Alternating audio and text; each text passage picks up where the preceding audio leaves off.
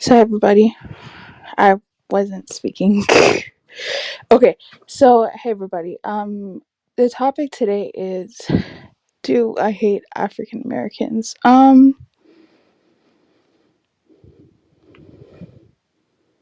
you trying to say I hate African Americans? Actually, I'm clearing that up because there's a couple of videos I did recently, and there were people saying that I hate them. Um, I don't understand why, if you're doing a video that's not, let's say, not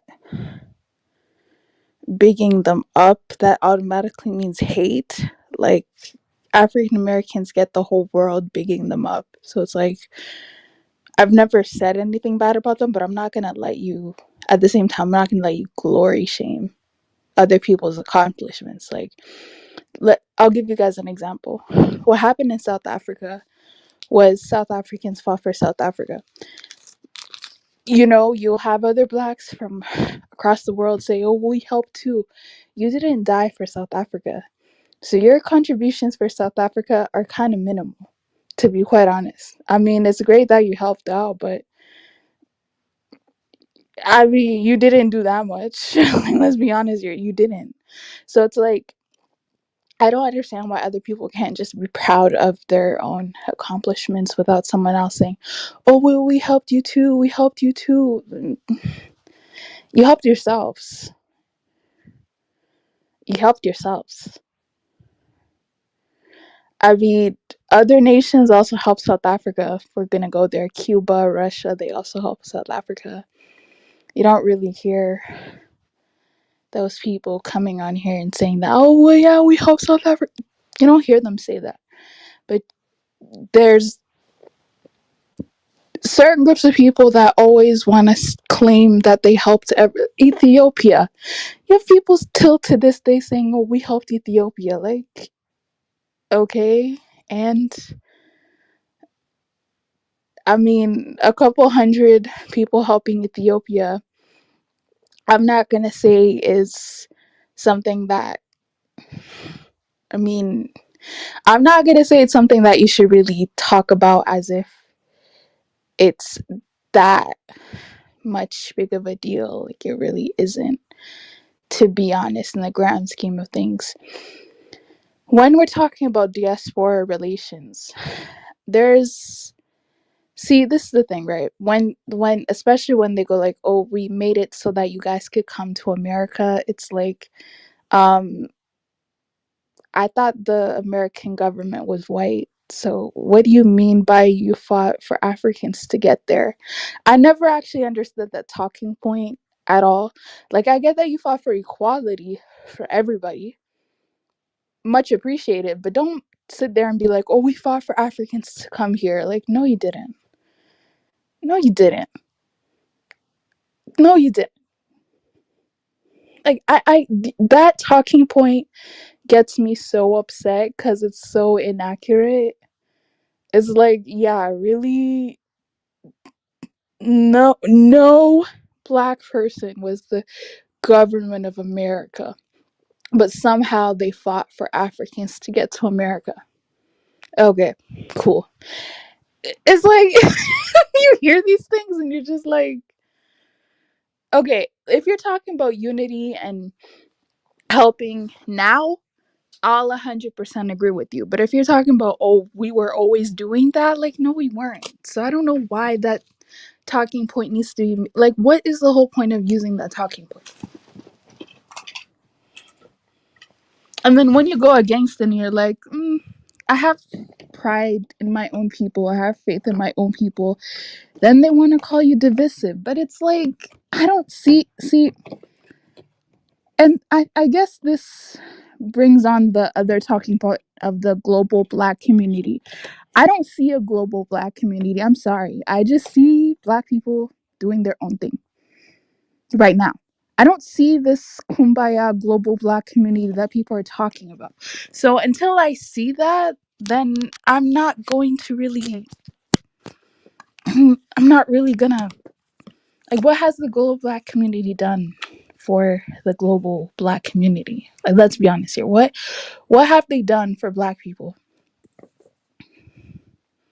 We know what the global um, Caucasoid community has done for themselves, and then we want to sit here and complain that they're doing what they did to help their ancestors. But what have the global Black community done except always talk about unity? This unity that I never see in places that actually matter.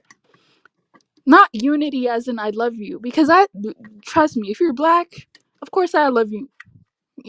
That's not even a question. But what other than I love you, we're awesome, we're Black, we have melanin. Like what has that accomplished? What have those speeches accomplished? And we could stop acting like we did not have great teachers who came before us who told us these things. We need to stop acting like Malcolm X wasn't talking about this. We need to stop acting like Francis Creswell's thing. What's the other one? Claude Anderson. We need to stop acting like there weren't people who came before us already talking about these things. They already did that. So it's like when people are like, oh, we don't know what the blueprint is, we don't know what the plan is. You know what it is, you just don't care to follow it. And that's cool. So much for your global Black community. So much for that. Okay? So much for it. Because, hey, let me tell you, I'm looking through my social media now, and the pandering has already started. The pandering has already, it's Black History Month now. Okay? So the pandering on liking Blackness, loving your melanin, all of that has already started. Even the businesses are, I don't know if you guys I don't know if you guys have been around, but there are businesses that are like, "Oh, happy Black History Month." They have T-shirts. I'm like, why would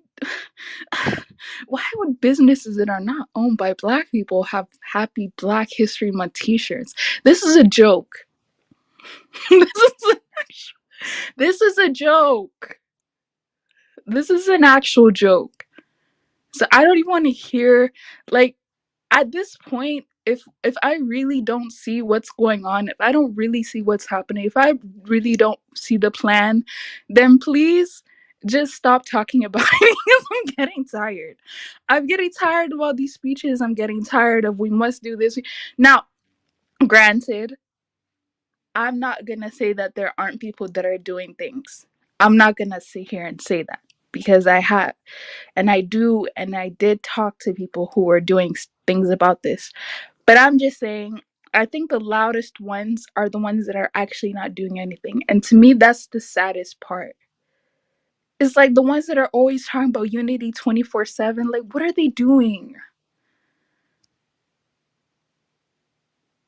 Unity 24/7. You're 35. What have you done? You're 35. What have you done? Like, what? Like, are you probably have kids right now that you could have geared them towards this global Black unity, and you haven't. But you're ignoring all of that to just talk about what you wish for. Like, are you serious? No, but I want to ask you, and guys, thanks for being here. Um, yeah, this is gonna be. I'm probably gonna open up the panel in another 30 minutes, because I want to also address the stream. I did address the topic of the stream, but I want to keep going back and forth towards it. But do you guys believe that there's a global Black community? Do you guys believe that? And hey, I'm not saying that in a way to be mean. I'm just saying, like, what does that statement actually mean? You know what I mean? Does that mean that people who are Black are just a community, a global international community all of a sudden? Like, when did this happen? Because I don't see it. I don't see it. I don't see these. I don't even see us Black people supporting each other. That's the sad part. You'll have a black person that starts a business, other black people will be like, it's too expensive. I'm not buying from it. It's like, what community are you guys talking about?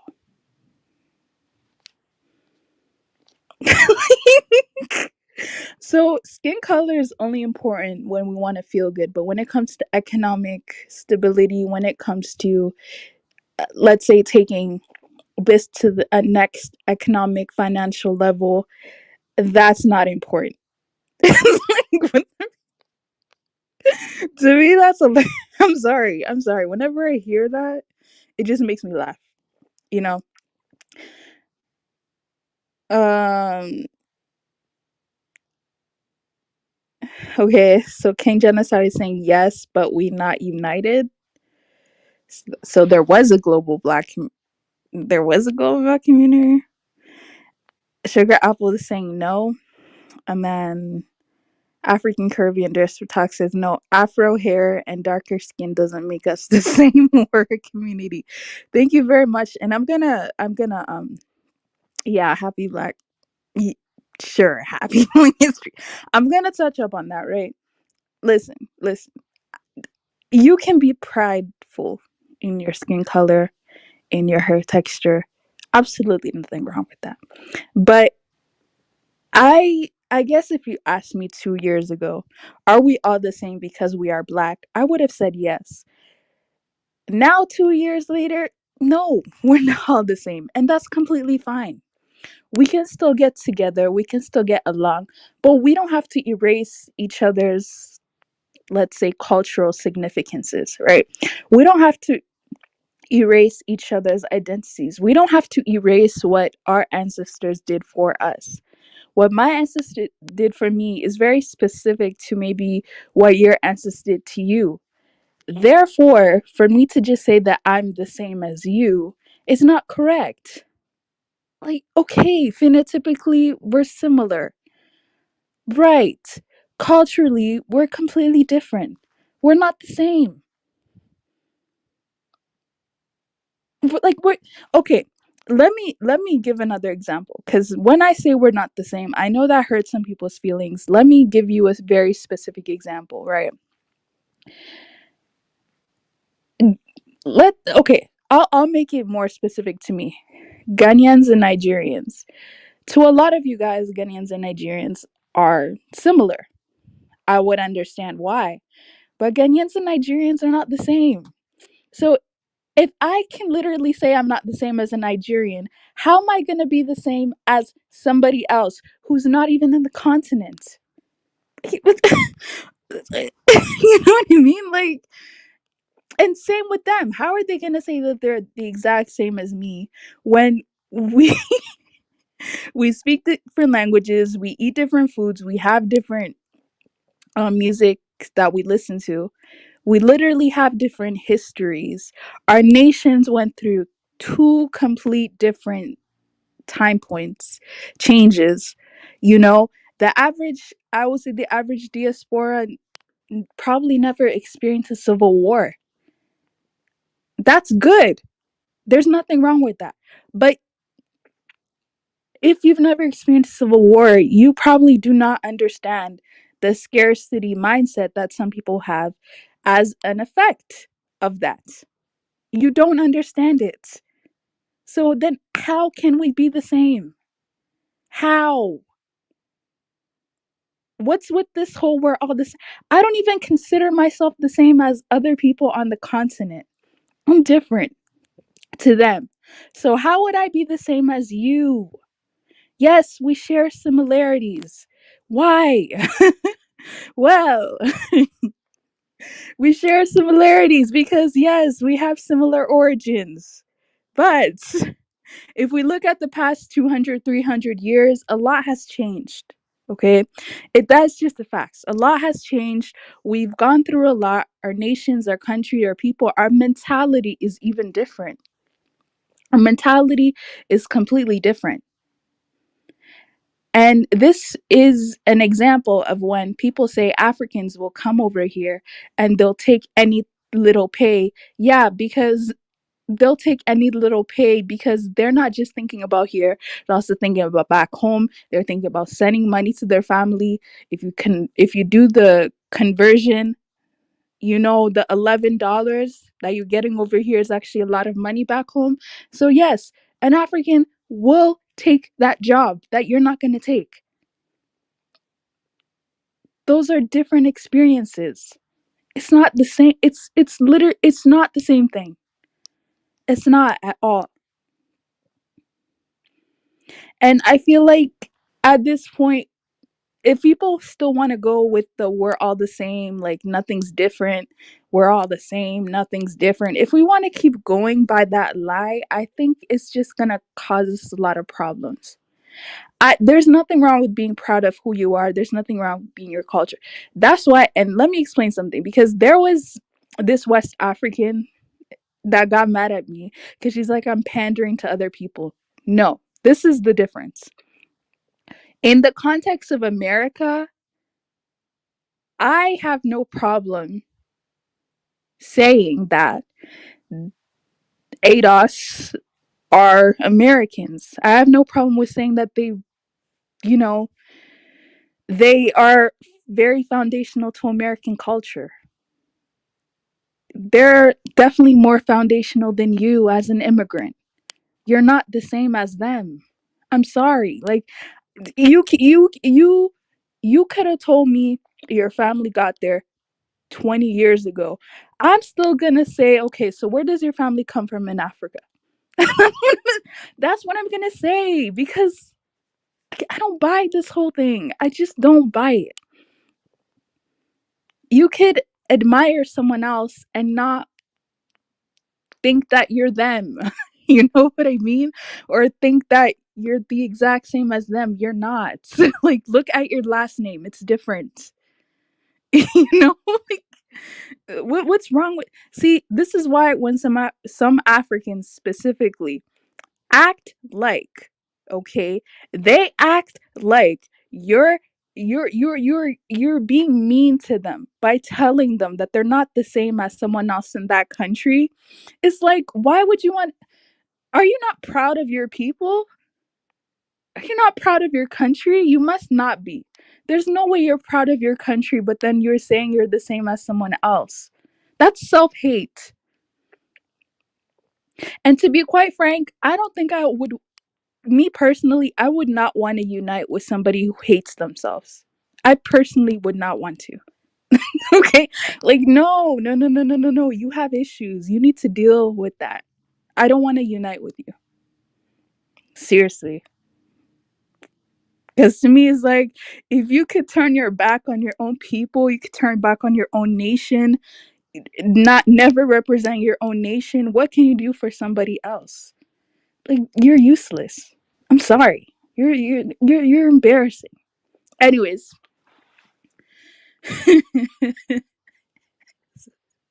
it's just the facts.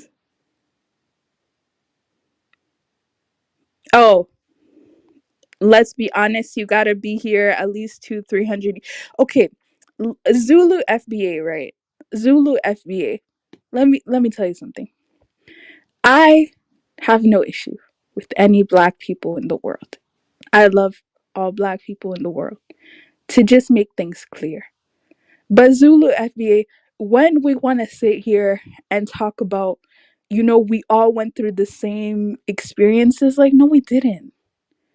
Why do some people always feel the need of saying that we all went through the same thing, we all have the same skin color, so we're all facing the same issues? No, we're not.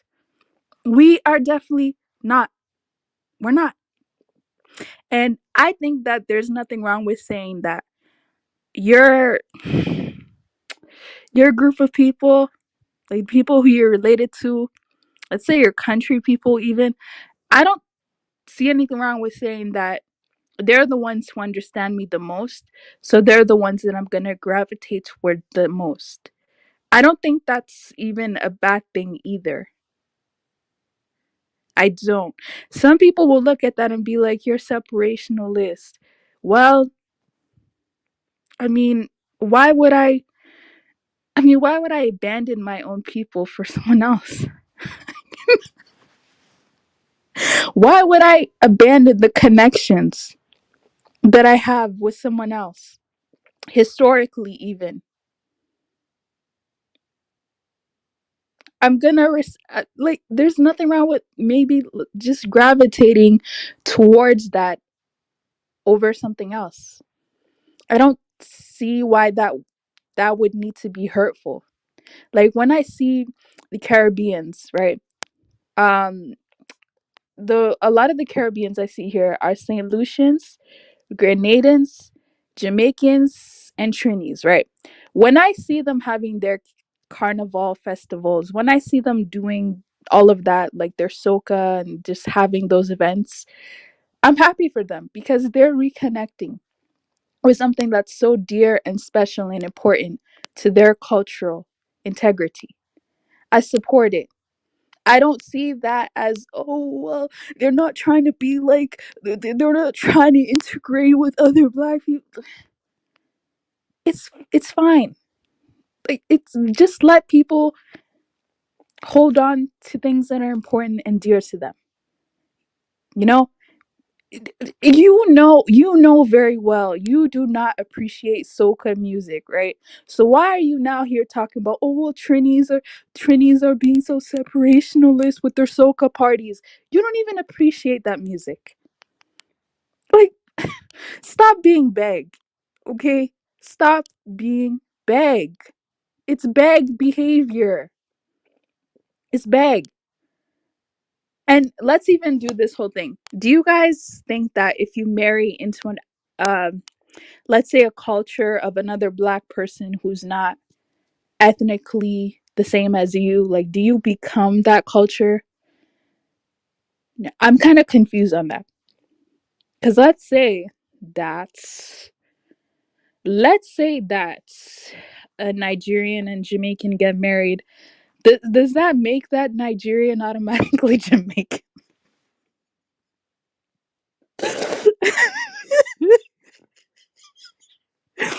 Because aren't you technically still a tether because you're tethering onto Jamaican culture when you're Nigerian? It's like, you know, so what more of these let's say friendships that we have with, let's say, other groups of black people, and then we eat some of their food from their country and then we say that we're from there when we're not. Like, it's like, are you serious? It's crazy. It's why do people always feel the need to do things like this? And is it self-hate? Like, what is it? Oh my goodness. Yo, people, let me tell you, people cannot always tell where I come from because of the way I speak. But when they look at me, they can tell I'll usually be wearing African clothes, so they can tell. So I've never hid the fact that I'm African. Like, I don't do things like that. So I'm just wondering why other people do that. Like, is that in fashion to hide where you come from? Is that what people are doing nowadays? Why are people doing that? Oh my goodness. Why would you ever do that?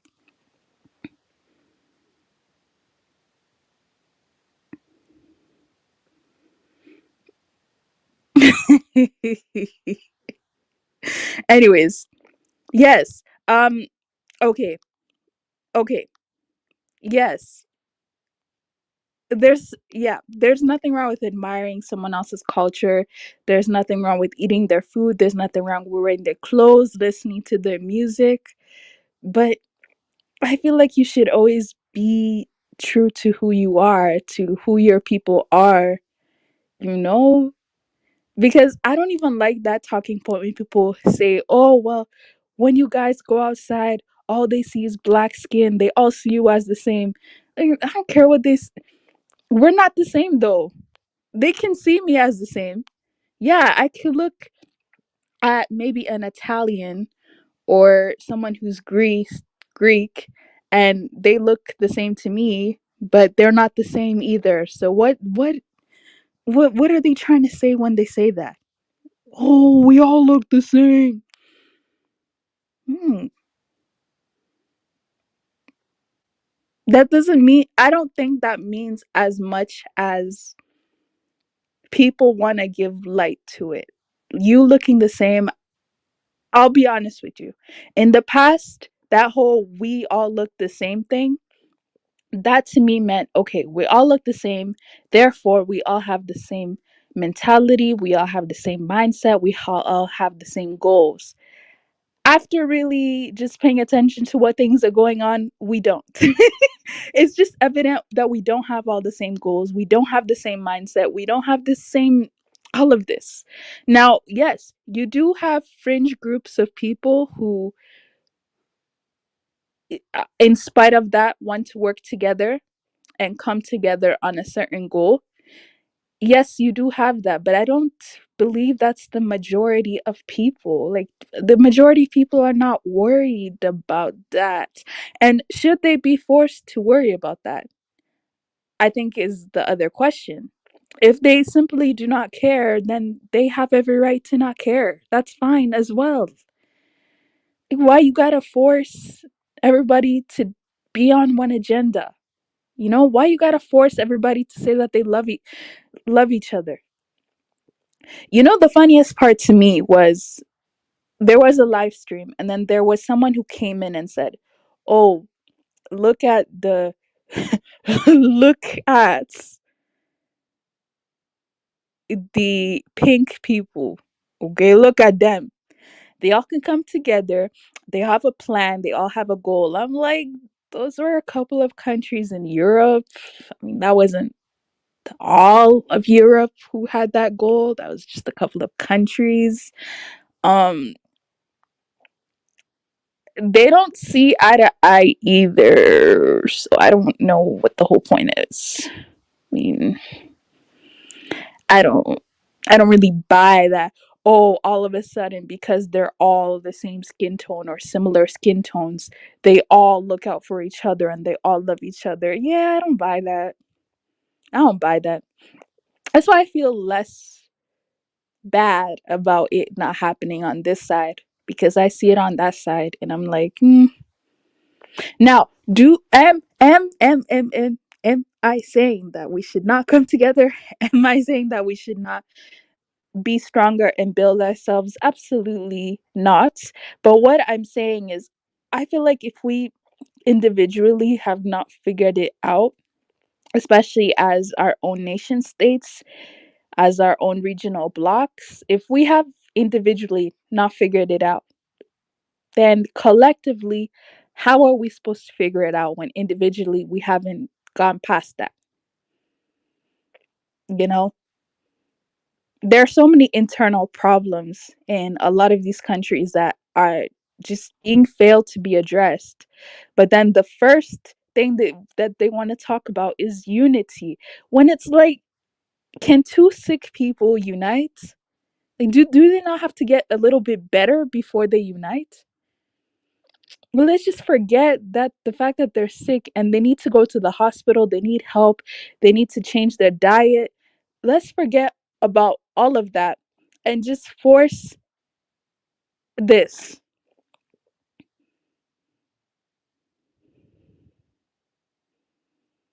We need like, things just need to be worked from step 1 to step whatever.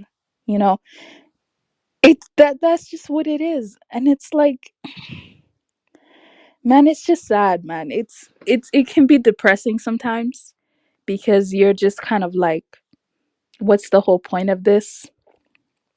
And by the way, to go back to the stream of the topic, just quickly before, because I think some people weren't here then. Do I hate do I hate African Americans? No, I don't. I don't hate them. But but I mean, I don't also think that there's anything wrong with me saying that I have love for my own people first. I mean, I have relationships with my own people, I have establishments, I have cultural ties to my own people. So, I mean, if I'm not gonna, okay, this is the thing, right? There was someone that said, see, this is the weird part, is because you're African, right? And then whenever you big up Africans, you'll have other people be like, why are you, like, your country's going through this, your country's going through that, why are you guys what's wrong with me bigging up my own people? Why does that bother you? I'm not the type of person that bigs up someone else at the expense of someone else, right? So I'm not going to big my people up and put another group of people down. But it's just the essential part of just bigging up your own people that some people just get upset about that. And it's like, why would you be upset?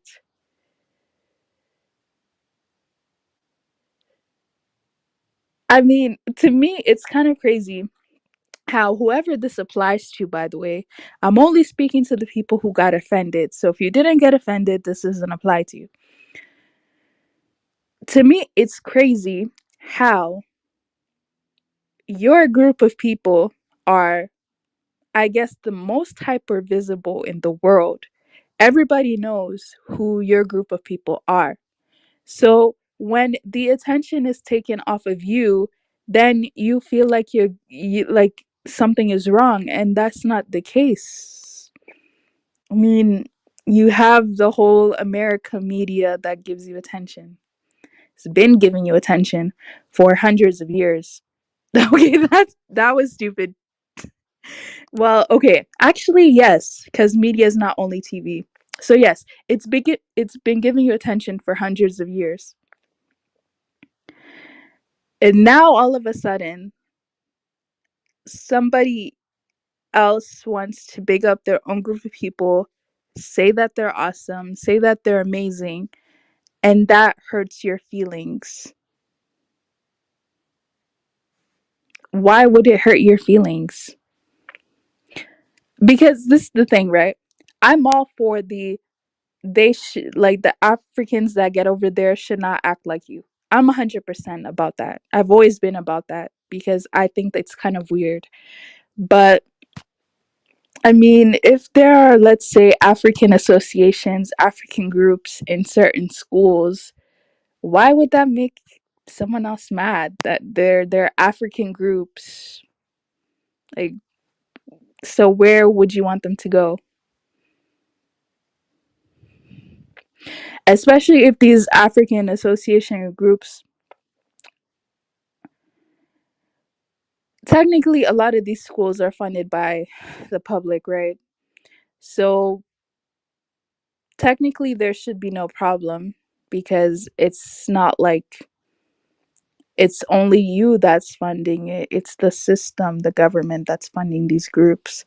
So why would that be a problem? Like, why can people not just be proud of who they are?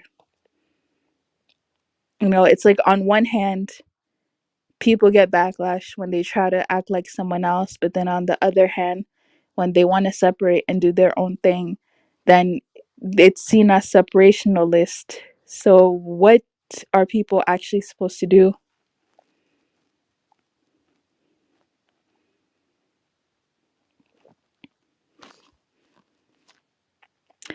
Okay, another conversation. There was, now this is a diaspora.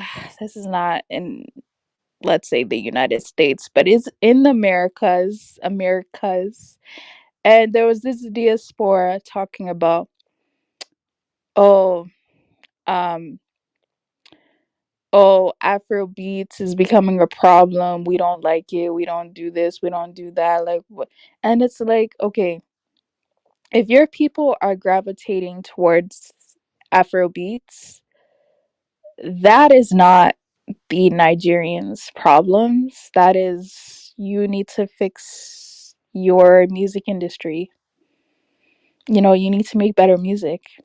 Why are you getting mad at Afro beats for catching fire? Why are your people not fixing their music industry or advertising more or putting more effort into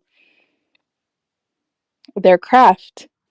Why would that be Nigerians' problems? Like, can't your government stop? Can't your government do something about Afro beats in your country? Like, can't they, I don't know, limit it? I don't know. There has to be, if we're talking about radios, which are getting kind of ancient, I mean, you can definitely stop Afro beats from being played in the radio. I don't know what you're gonna do about YouTube. I don't know what you're gonna do about Spotify, Apple Music, but I'm sure things can happen if it's really that big of a deal. I'm sure things can happen.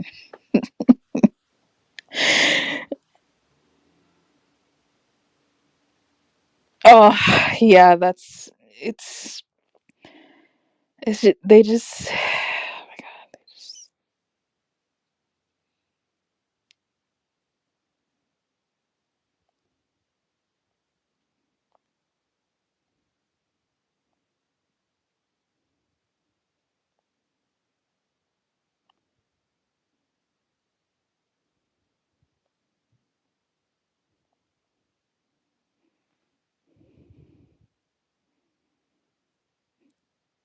I know who is from the South and who is from the East Coast. High American Club, by their accents, so we can even tell Black Americans apart. Even Indonesians can share skin. That's a good point, and thanks for raising that up. Thanks for raising that up again. Um, yeah, thanks for.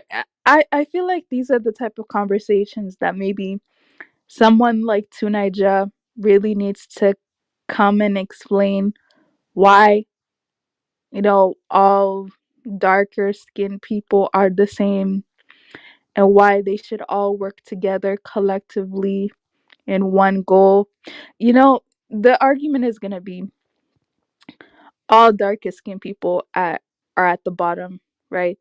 So we all need each other's help to pull each other up. When we're saying that, who exactly are we talking about? Which nations are we talking about? No, where are these resources going to come from? Because I can definitely tell you a country that's dealing with colonialization. Colonization. Jeez, I can't even speak.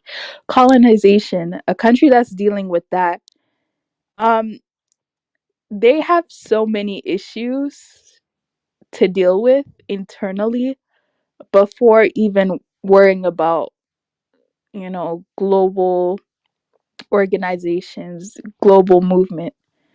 They have so many internal issues that they do not want to face, that I think are even more important right now and more pressing than all of that, to be quite honest.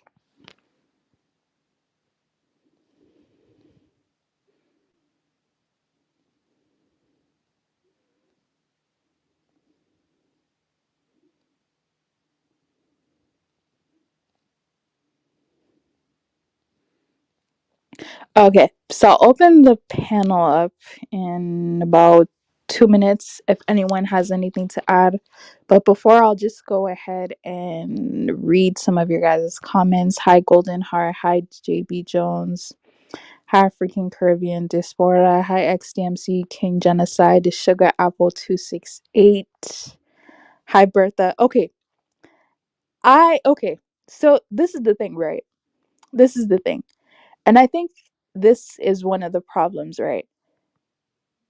If you're going to use that talking point, you should use it towards your people.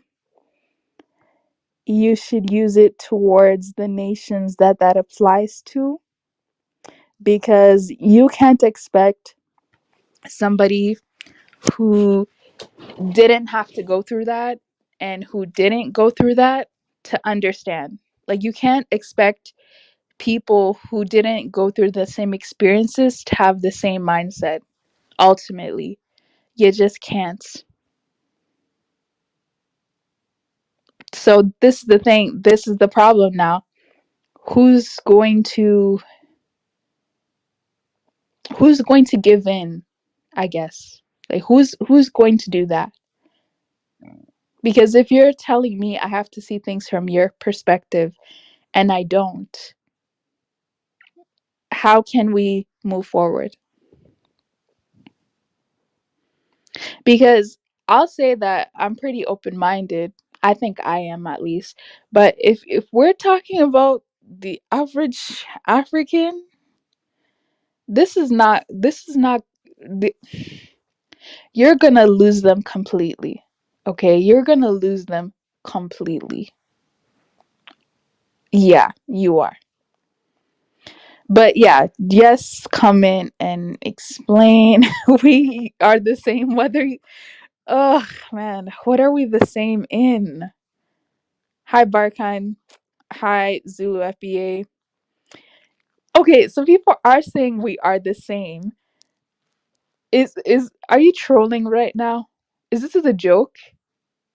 Is this a joke? This must be a joke, right?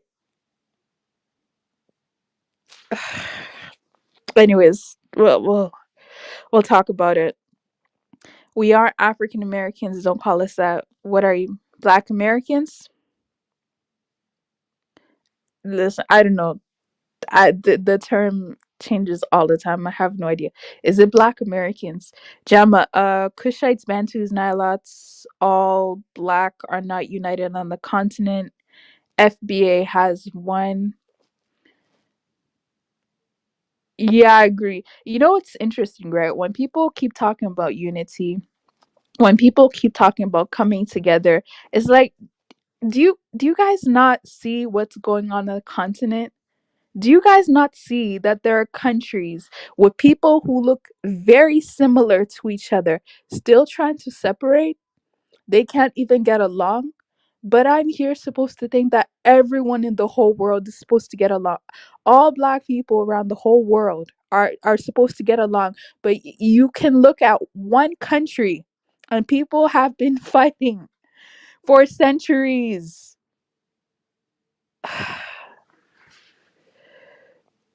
Yeah, okay. Yeah, sure. Yeah, let's go with that.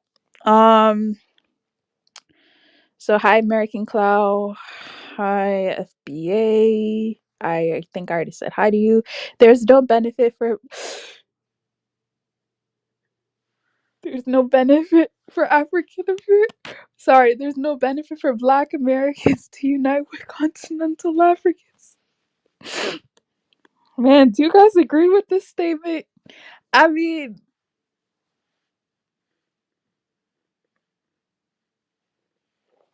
mm, there can be some, but I will say, let me just say in the context of what's going on today, I wouldn't think it would be that beneficial either. Just if we're looking at what's going on in the continent, it's kind of like if we look at the situation at Black American and continental African unity coming together, the Black Americans are going to invest the most. That's just a fact. They're going to invest the most. They're going to risk the most. The continental Africans are I don't know what plan a lot of continental Africans have. I don't know what plans these nations on the continent have. And that's why I can speak on these nations the worst because it's like let me tell you, since 1960, a lot of these countries that have independence, I don't know what they have been doing. Like, I do not know what they've been doing since 1960. I don't know what plan they have. So it's like if I'm looking 20 years from now and using what's happening over there right now as an example, I don't know what to even expect. And that's just the sad part. Like I don't even know there we have these nations, right, that are giving their resources to the West They're literally giving their resources to the West for free. I don't know what plan. The only thing that they have is resources, and they're giving it away for. I don't know what plan they have. So, on one hand, I can understand this skepticism. I really can. Where is the proof Black Americans came from? Um, I mean, wouldn't you say that? Wouldn't you say that these DNA results, these DNA tests, wouldn't you say that's proof?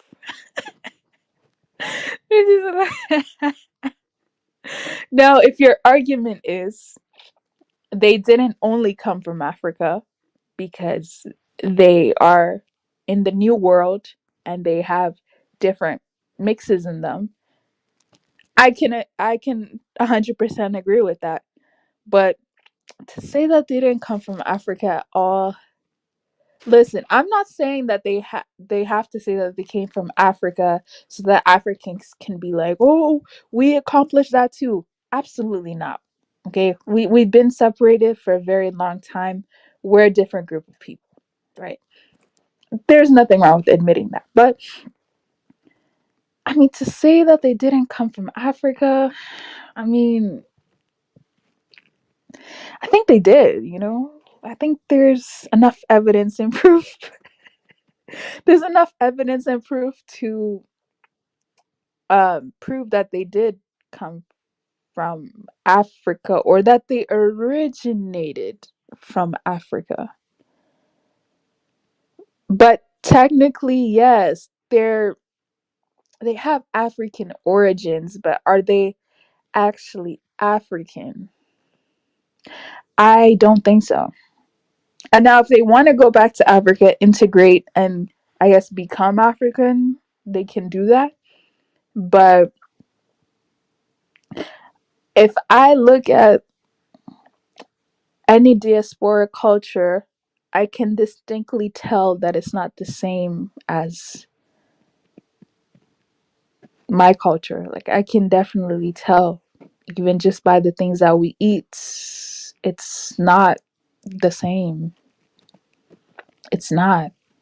It's not even a question. See, if the things that we ate were the same, how come when someone pulls out their lunch in in the break room, then everyone goes like, "Ew, what's that?"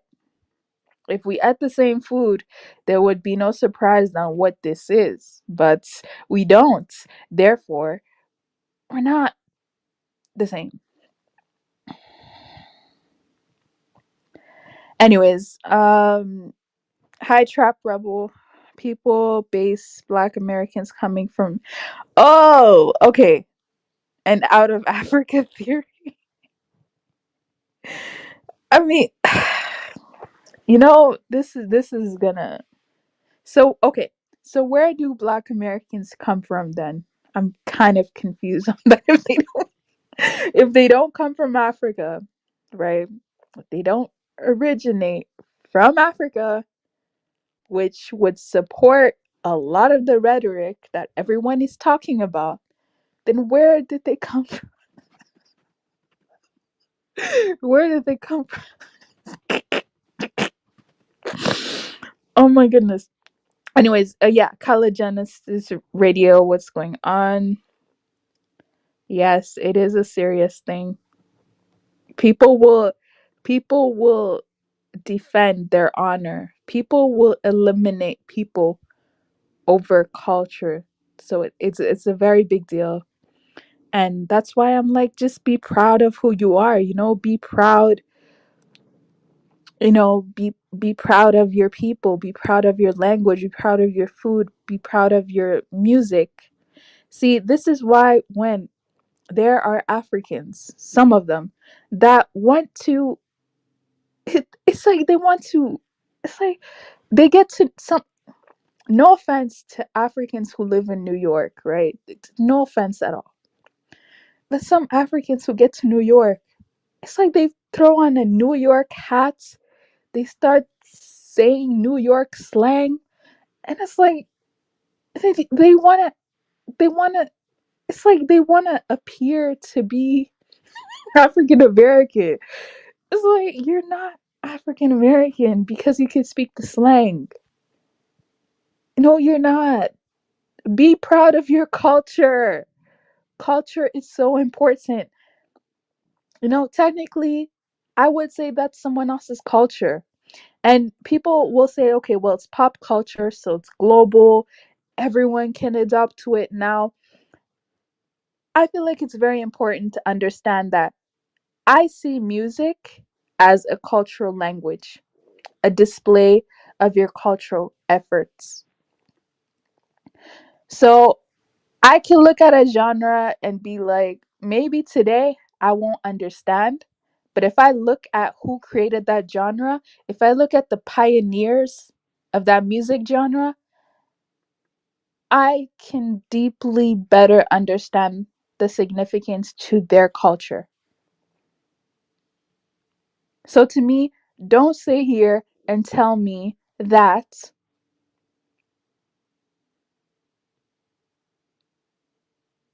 reggaeton has nothing to do with the element of their culture. It does. Someone who listens to reggaeton, I already have an idea of what they're like, what they look like, probably what they eat, the language that they speak. That's all culture. It's a very big deal. I think now we're kind of blurring the lines and we're forgetting that, but I kind of feel like if you're making music that's not from your people, you're kind of adopting it. It doesn't mean that you invented that genre. Doesn't mean that you invented that genre. There's absolutely nothing wrong with that. Okay? I look at K-pop nowadays, I'm like, this is pop music. A little bit, this is R&B. I see elements of hip hop even in K-pop, but I understand that this is just a rendition of something else. This is not the original Korean music. It's not. Okay, anyways, tried first, but Trinise dropped the ball. Ah, yeah. I mean, Soka, ugh, African. The reason why I'm not a big fan of Soca is honestly because it's too happy. I don't know what it is about Soca music that's always jump and wave and have a good time and what. It's something about me. I don't mind dancehall, but Soca is too happy for me. I don't know. I just can't get into it. I really can't. Okay. Okay. Anyways, let me move forward.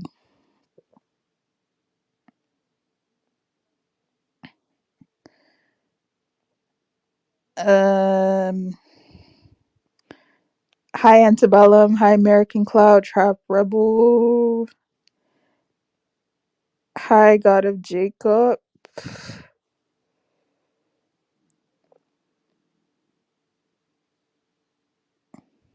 We love y'all because you guys are Africans, not because you are black. We love you too. I love you too. Um, mm, but let's even maybe a little bit into the stream when I add people. I'll ask like, what does it mean to love another black person? Because I don't know, is it love or admire or like? Because I like other groups of black people, but if you're talking about love, like what does that mean? What exactly does that entail? Does it just mean that you say you love other black people because it sounds nice? Like, are there not actions that are supposed to follow that? So if that's the case, what would be the actions that follow this love? Because if there are actions that are supposed to follow this, I'll be honest with you, I haven't done anything. So I don't know if anyone needs that. Just need lip service. And guys, remember, I'm not in America, right? So a lot of the other black people that I'm around that I guess are not Africans come from the Caribbean. And yeah, like even though I'd say out of all the diasporas, I think I would have the most in common with Caribbeans.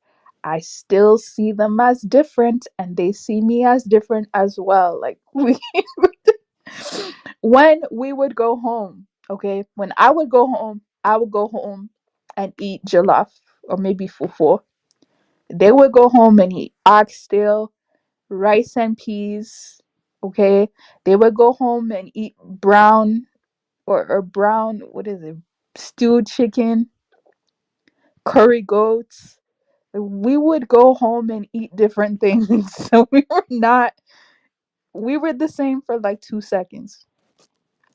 Anyways, hi only mean doo doo. Okay, hi Simon UGK. People need to learn the difference between ethnicity, culture, nationality, and values. They're not always mutually inclusive. Yeah, I think we're just getting so stuck on we look the same or we look similar, so we are the same. And I'm really starting to see how dangerous that mindset is, because if you see someone else as the same just because they have the same skin color as you, the moment you guys disagree, the moment you guys come into problems, that's going to hurt you more because you saw that person as you or as your brother. So, yeah, we need to just be more honest about that. Yes, it is. It is Black American only. Yeah, it is. Which is why Trap. Can you imagine Trap Rebel that other countries are doing Black History Month? And I'm just like, this is sad. This is really really sad. It's not the same. You know what I mean? Black History Month outside of America does not mean the same thing inside America. So the other countries really do not need to be having Black History Month. It's like it's like come up with your own Black appreciation. Come up with your own holiday. Come up with your own commemoration, whatever. Because the whole point of Black History Month is to remember a lot of the Black inventors, what they've done. Um, you know, Harriet Tubman, people like that. That's the whole point of basically Black History Month. So then, how would you celebrate that with non Americans? Yeah, anyways, that needs to be petitioned, by the way. Don't worry, I'm working on it. Everyone hates hate.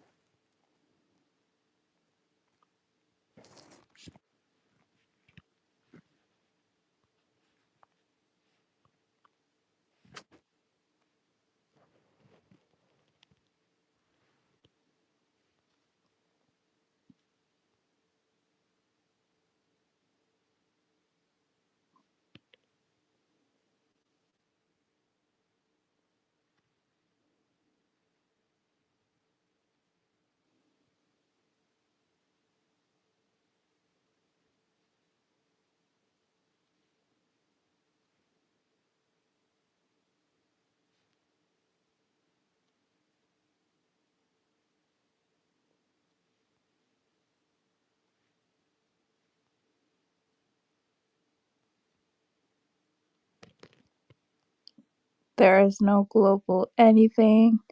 Let's not break our necks to skin teeth for people. I agree. Um,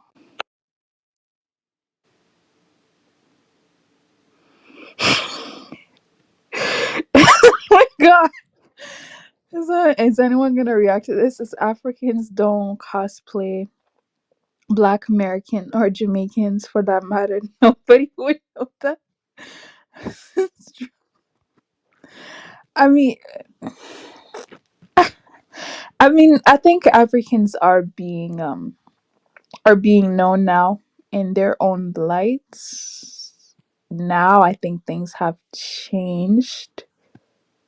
As social media is emerging and as the world is becoming more and more of a village every day, I think things have changed. In the past, I think that would have been more of a matter of accuracy, but today I believe things are changing.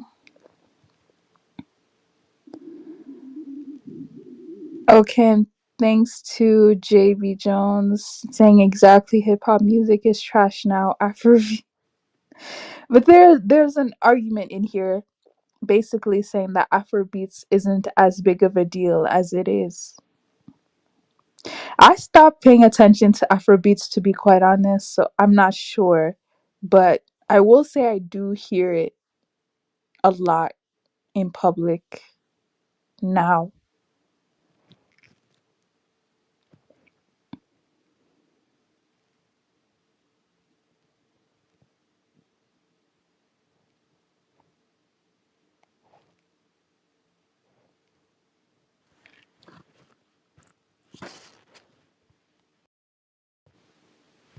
Hello? Greetings, fam. How you doing, Am? Good. Good, good. It's a good topic that you brought up. And I wanted to speak about a couple of different talking points about it. So what was the comment I had said earlier? You remember I said something earlier?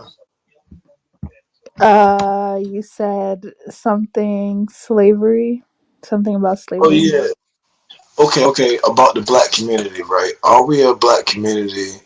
Yes and no. But let me kind of explain that. It sounds contradictory, right? So before slavery, it's like how we still feel now, but we act like we unaffected about it. So like how it's like the different tribes and we different people. And you're right. We need to focus on the people the people that we're closest to. I get that, but we are overwhelming community also and being treated as such all over the world. So Oh, you play that game. You play that game called Monopoly, right? Have you? Or you yeah. were? So, act like me and a whole bunch of different groups of people. Let's just call them braces of people. Get to run over the board, and guess what? We don't let you join in until everything's bought up and stuff, and you just land on shit. So how can you, as a people, and then those people treating us like that as a group of people, and on top of it, we can't do that. So it's hard for us as a people to make results. You understand that we want to make. But it's kind of happening like that. But we are doing some things. It's not no hope. It's much hope. But that's why that's why you keep hearing those talking points. But you're right. I agree with you on that shit. Like it kind of gets stale and old hearing that shit without seeing that shit happen.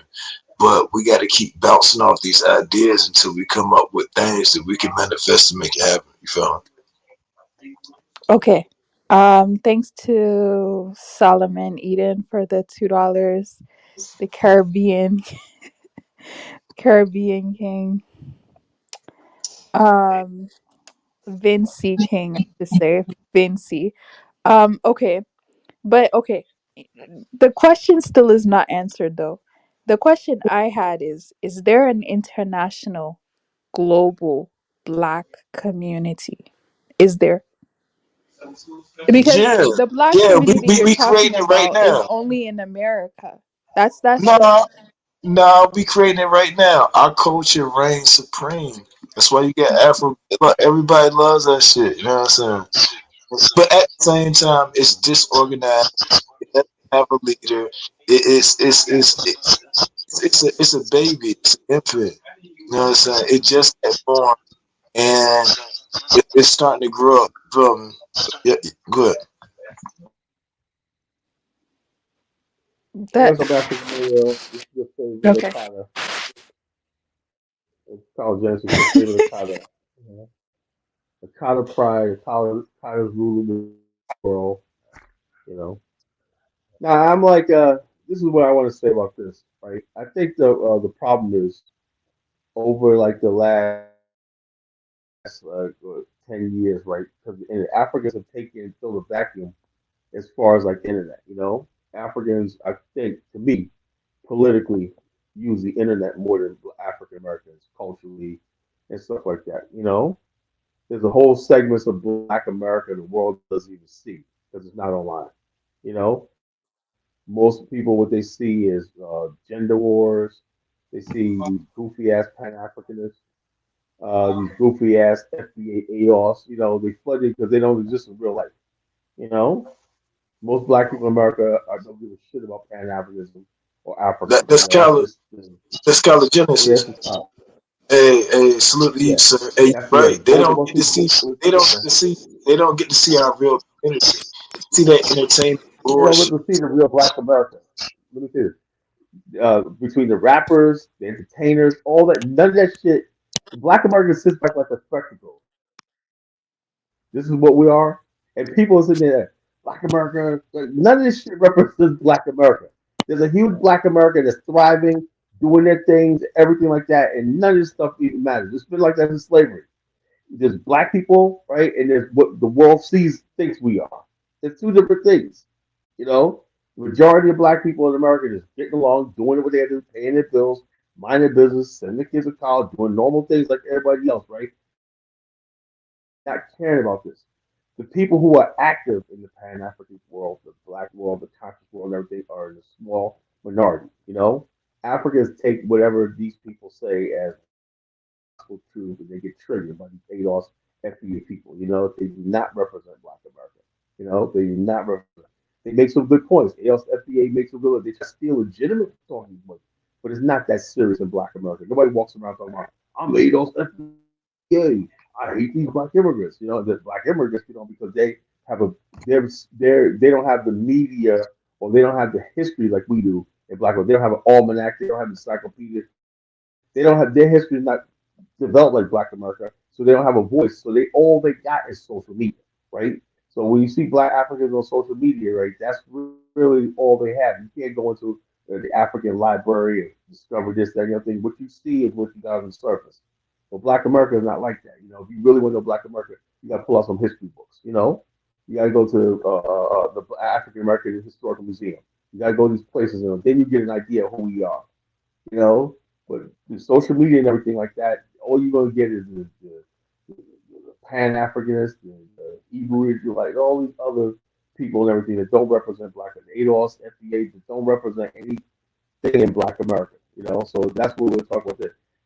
Now, given that, now me saying that, let me say something, right? Now, I don't want people to take this the wrong way. Africans are fighting against the image, right, of African Americans. Like we think we're this, we think we're that, and we're not. That's not how we really are. Okay, and so therefore, black people in America don't have any prejudice towards Africans. It was naturally Pan African. We're Pan Africanists without even saying it. You know, black people are black people. That's how our community always was, right?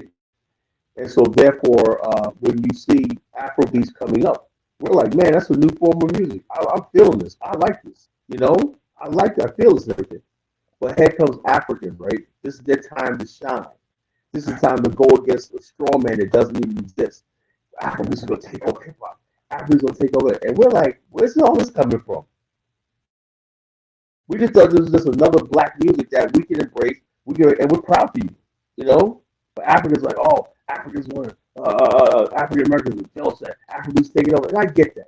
It's your time to shine. We had all the spotlight. We had all the limelight. We got like Black History Month is very lonely, right? Because I'm like this, all the inventors, everything that contributes to the black race has been in Black America. You know, and we're saying like this. We want to see it like this. We want to appreciate, like I said, always include African inventions, African achievement in Black History Month as well as African Americans. At Black History Month just doesn't go on African Americans, it belongs to all of us. And that's how you build a global black family, by you participating and saying that what's mine is yours, what's yours is mine. We can borrow from each other and we can respect each other. And we can diss each other too. And we have our jokes. That's part of being black. But when it comes down to it, right? When it comes down to closing ranks and whatnot, we gotta realize that who our enemies are and who our friends are. And too many Africans think that they're gonna partner with the white people, they're gonna partner with the Chinese, they're gonna partner with this, and they don't see the bigger picture. So they think their fight is against us. It's just comical. And they don't know anything about us. So they already lost already. Now you go back my time.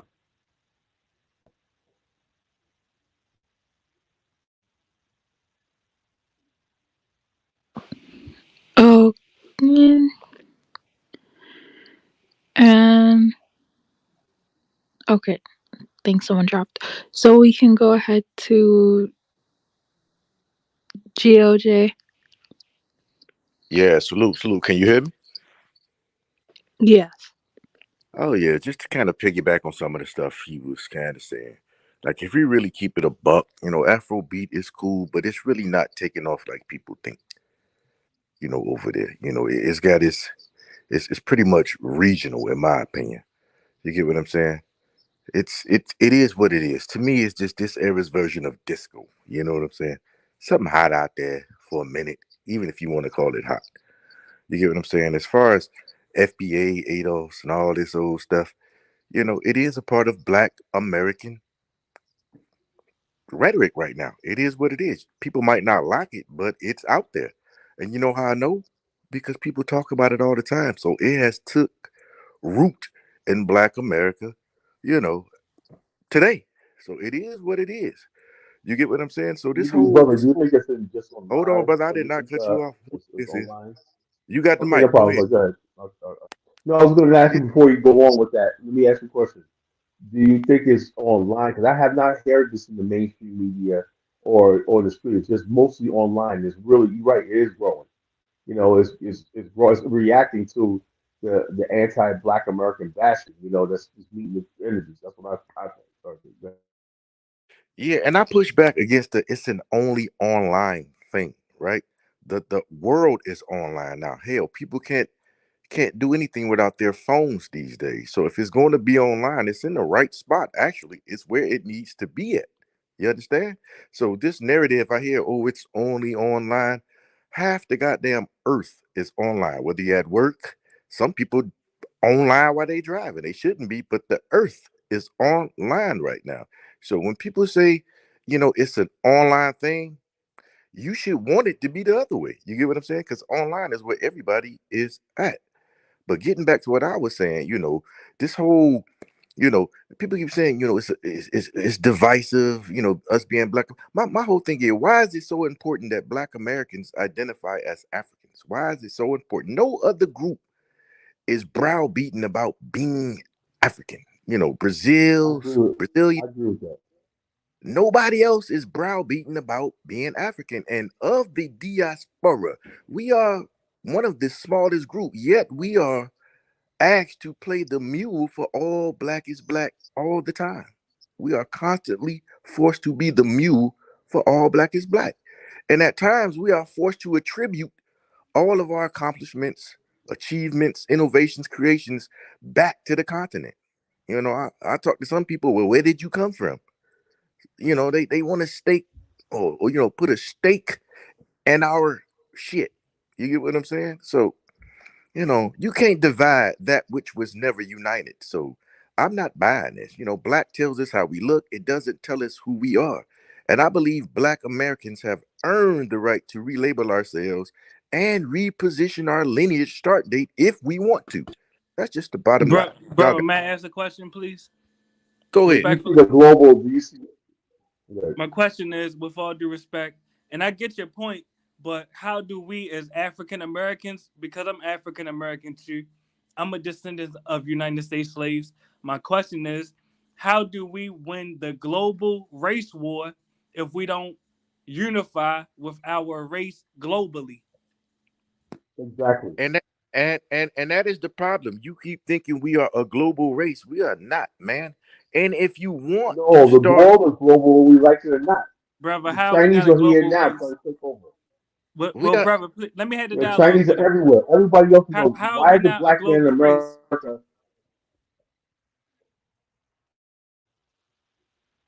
Everybody else is global, but the black man in America thinks he's going to cut off all ties to the rest of the world. That's the problem I have. I had no problem. Let me say something. I had no problem with somebody saying, "Look, I'm African American, whatever like that. I'm Black American. This is my heritage, everything like that. Blah blah blah. They're like that." But what I do have a problem with is when those of us in like the BAO and I got chapters all over Africa and we're connected and we're doing things back and forth. We're doing tours, we're doing investments and doing stuff like that. We're building a future that's global, right? And we're saying that right now, you have 200 million people of African descent in the West, and you got a billion people on the continent, and there's no real trade going back and forth. But yet, you look at the Asians; they got the Asian Pacific Rim. You know, countries they produce millionaires and billionaires every day and everything. There's no trade between Africa and North America. You got the African race in North America cut off from Africa and Africa. There's no manufacturing. There's no steel. There's no innovation going between the things. Two huge markets have nothing to do with each other. You go to, I live here on the coast of Virginia. You go to the shipyard, you see Patal, you see different Indian companies shipping and importing and exporting and everything, using their homeland as a base to build and manufacture to get to the American market. But the so-called black man in America is content with whatever crumbs left over from the Now, white man's let's table see and his whatnot. You know, we response. got to get out of that mentality. Let's hear Yeah. his response. GOJ, what's your response, brother? How do we win the race war if we don't unify with our race? There is no race. But I'll answer your question, man.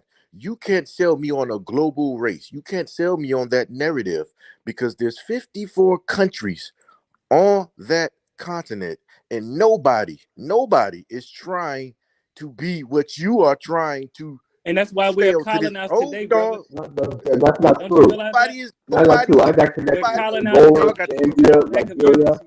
Ghana. All these countries are reaching out to us. South Africa. All these countries are building. African Americans are building links. They're building. They got an African American who built the first modern hospital in Ghana. You know, In African Ghana, American yes, man. sir. For his talent, it's not a Kevin, medical you need center. to fix It's your like a mic. medical surgical center. Hey, You Caleb, know I didn't radio, cut you your off, mic but needs go to be ahead. fixed. Your mic. Your Yeah. mic. Okay. I'm just on my phone. I'm not gonna be on that long anyway. No, no, What I'm hold on, saying hold is on. this: Just you no, got no. all Join, African. join out and join back in. It be having different channel lines. Uh, You probably on the bad channel line. okay. Join out, and join back in. It's breaking up real bad now. But that's what I really wanted to address because as an African American, I agree with the ADOS and FBA movement, but we must acknowledge that we are in a global race war, and if we don't unify as a race, we will continuously be exploited. Matter of fact, not even that genocide will continuously be committed against us because we are not unifying the fight against it. And let me say something, right? And let me Because say that's this right why. quick. I'm gonna What, respond right quick. what, I'm gonna respond right quick. 22 years I spent in the military, spec ops, 6 years on the continent. You can't sit up here and tell me I've been all over that continent, and you can't tell me about a global race, and you can't sell me on that, brother. hold on. Let me Imagine. say Hold this. on. Let Let me me say let me this. Hold respond on. to him. After Can I diaspora respond to him? news. Hold on. Let me say this because you talked about the genocide. Funny, that's Yes, my sir. name. Now let me bring awareness to the situation, right? Yes, Even sir. though even though before that shit happened, we was 1,000 years reigning as kings and doing a whole bunch of good shit. Some shit happened to us, and now we identify as a global black community. And people's different perspectives and understanding is different. But until it comes into your backyard, your home, and then it start affecting you, you start taking it more seriously. Exactly. Look, it's psychological, it's financial, it's territory, it's warfare, and it's actually happening. And you can Yes, sir. see it.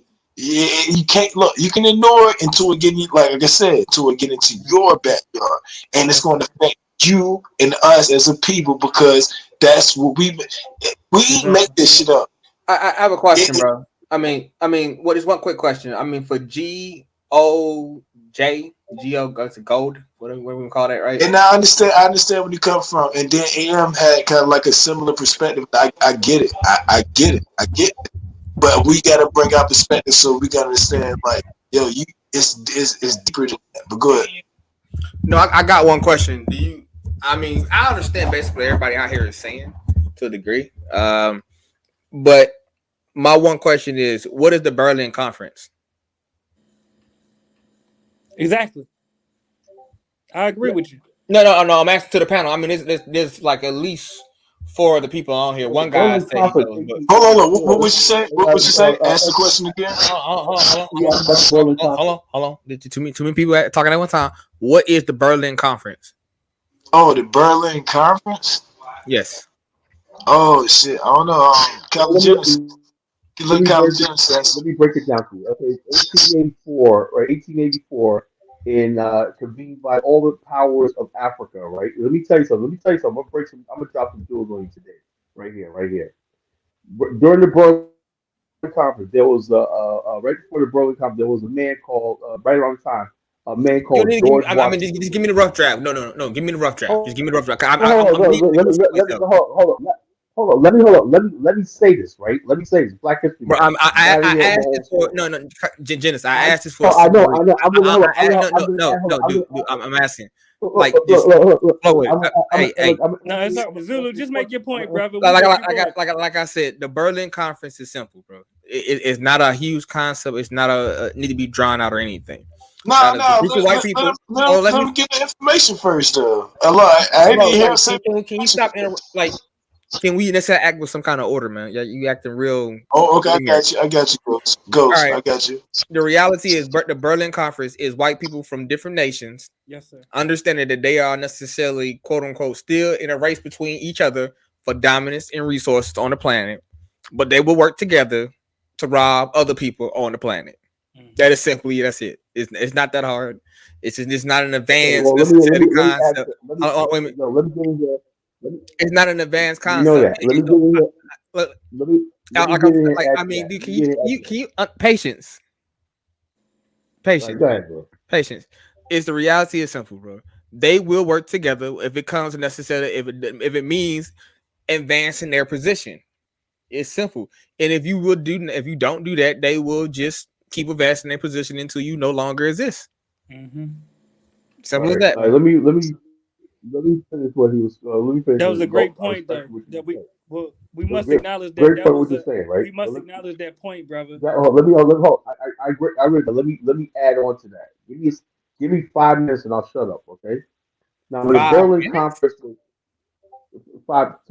give me a couple minutes, right? Just sit back and listen. When the Berlin Conference was happening, right? People don't realize this, right?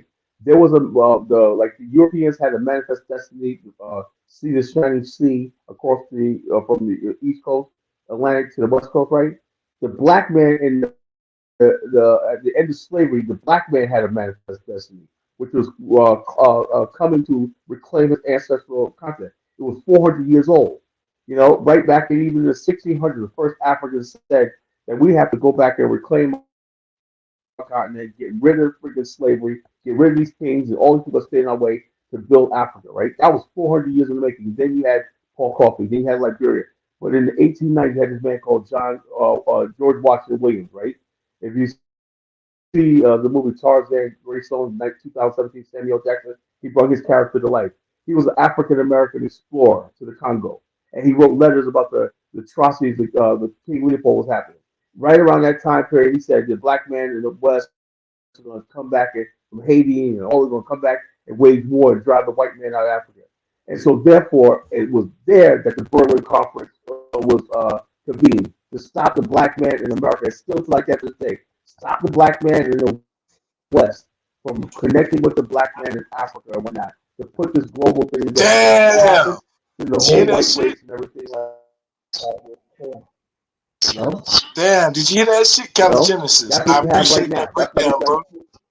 No bullshit. Like, yo, you said that shit in a nutshell, and that shit still is happening today. It's like, nah, we saying, oh, y'all do. That's what it's all about. Look, Calvin Genesis, we be It's all joking. about. People laughing at us, fucking living it up. In corner stores and that mother sending their kids to college, beer and cigarette. We're living in the same war. You know, that's been like this. The white man has a manifest destiny to take over the world, right? But he doesn't want the black man to Okay, have your his mic is manifest really destiny. messed up, man. Our manifest destiny is to take out mother cop. Can you hear me? Okay, the white man has his manifest. You sound Hey, like Calvin, you're drop out and come back in. No bullshit. It stopped. No, It was good at first. It was good at first. It's like, yeah, come right. Just come right back. Just come right back, bro. You dropping that knowledge. It started fucking up again. That's how it is. Like it'll reset, it refresh the shit. Like my mic coming in clear, right? Yeah, you're good for right now. I mean, AM, what is this about? What happened? What's going on? I'm confused. Oh well, we're just going into the African. Oh, AM hates African Americans. She don't. She loves us, but she was probably I didn't see the live, but she was just giving constructive criticism, and she does that to her own people, like on a good way, so we can understand. Like I like to hear the flaws that we get, so we can actually get better. And she right. A lot of times we know what we fucking supposed to do, and we just don't be doing that shit. We just don't. Okay, I mean, Yeah, I wasn't giving constructive criticism. But I don't know. There's this thing where when you, for instance, there's a group of diasporas that will say, like, we've done so much to help Africa, and it's like, okay, like what is that supposed to mean? We've done everything. South Africa, we helped them. Ethiopia, we helped. Like, we did so much to help them, and it's like, yeah, I don't know about that. You did Let me say stuff, this, but right? don't do nothing for free and don't do nothing without a contract. Hold on, Am. I could tell, and I heard that shit before. The people from my motherland prayed for us and like wanted us to be as best we could be. And like, I mean, why would they pray for us if we ain't their people? No, I mean you can pray for somebody not be your people. I mean, like I can pray Nigga, for look, Afro beats is a thing. Nigga, our culture, like okay. everybody prayed for us to be our. We in the highest level of a society that would be against us because everybody's. I mean, you see it. I mean, even white people admit it and make lectures about this shit. It's not. What I'm are you saying it. talking about? I'm a You're black guy. confusing me, bro. Hold on. Let me say this. No, I'm saying I'm you're not saying this. confused. No, bro, Let me you're say this. confusing me, bro. I said can't this. understand what you're saying. Listen, bro. Okay, hold on. Let me explain to you. Like, take your time Clear. and just say it again. I can't. You're confusing me. That's what I'm saying. You're Okay, so confusing me. let me say this clearer to you. White people make lectures about how the atrocities and shit happen against black. Societies and corporations and governments take over the resources and shit like that, and that's why we can't come together and do shit. Yeah, I said it too. Okay, is that it? Yeah, that's it. Okay, I mean, I hate to break it to you. Yeah, partially. Let's be honest. I mean, if you live in America, the corporations, the banks, the country. I mean, like you are fighting the entire country. That is, I mean, a well-known fact, right? But you got two problems, bro. Like you got a lot of problems, just like from a cultural standpoint, that got to be ironed out and addressed in the culture necessarily. That's already dysfunctional, bro. That you got to fix. So yeah, no, that's what. Hold on. So let me pick it back off what AM said earlier in the stream. She said that there's too many steps being missing. Yep, I agree with that. So we got to go to the first step. So actually, healing our communities, so our communities can be healthy enough to actually communicate with other communities and be prosperous. I agree with that shit, though. Oh, go ahead, bro. I salute you, bro. You Hey, no bullshit. Nah, I wouldn't have been able to say that unless you just said that. Whatever you just said to me before I said that shit.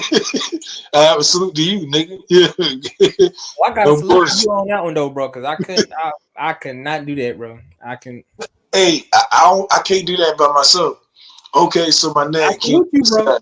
I But salute look, you. King Now, decide the destroyer of all evil, but I can't do this shit without the help of everybody. You feel me?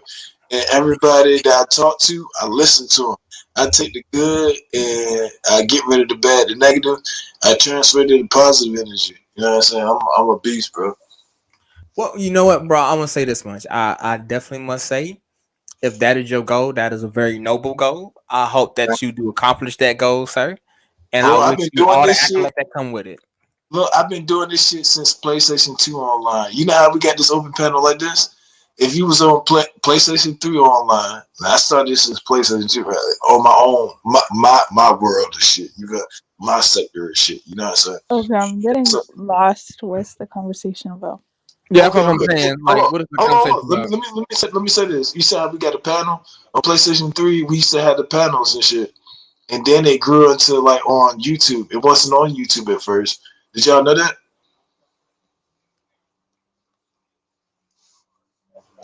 No, but I'm trying to figure out what the nature of the conversation was about. Like, I mean, Oh, like, okay. So AM kind of explained it a little bit earlier. She'll chime in a second, but basically she was just trying to clear up some shit that was that she was basically talking about different things. You know, different oh no, people. no, no, no. I got what she was saying. I got the gist she was saying. Basically, she was saying that like some African Americans, like they came to quote unquote Africa and said they did so much to for the continent. That is true. I wouldn't do nothing, but my mindset now necessarily when it comes to doing anything for the continent, if you can't enforce it, and you necessarily if you can't enforce it and you ain't got it in contract or writing, bro, you shouldn't be doing it unless it's gonna benefit you.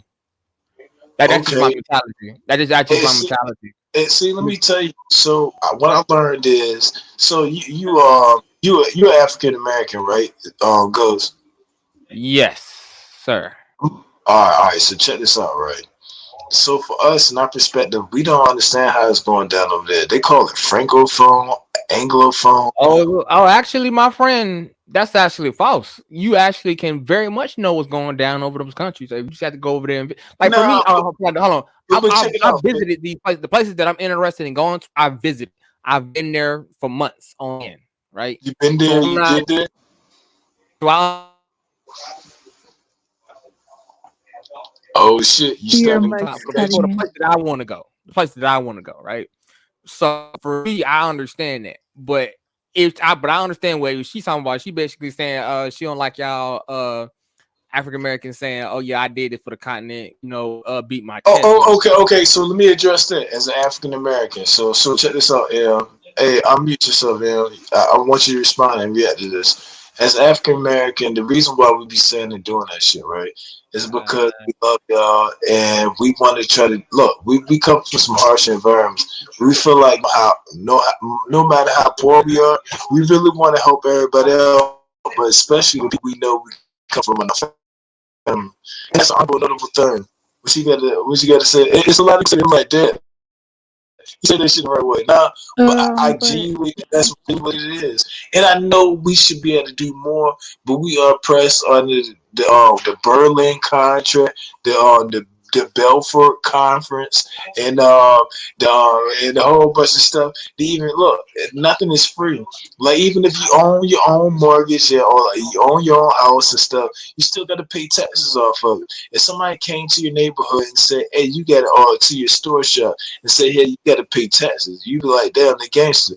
But the governments do this to us all, but they say they give us protection, right? Look, so look. so, I mean, so what's the bullet point? I'm confused. You were just Oh kind no, of no, it's rambling. just a I talking point. no. It's just a talking point. Yeah, no. So It's a talking point. so his yeah. So his point was that all of this is happening because we all see each other as family, Uh, essentially. So we all have a connection, which is why all these things are happening.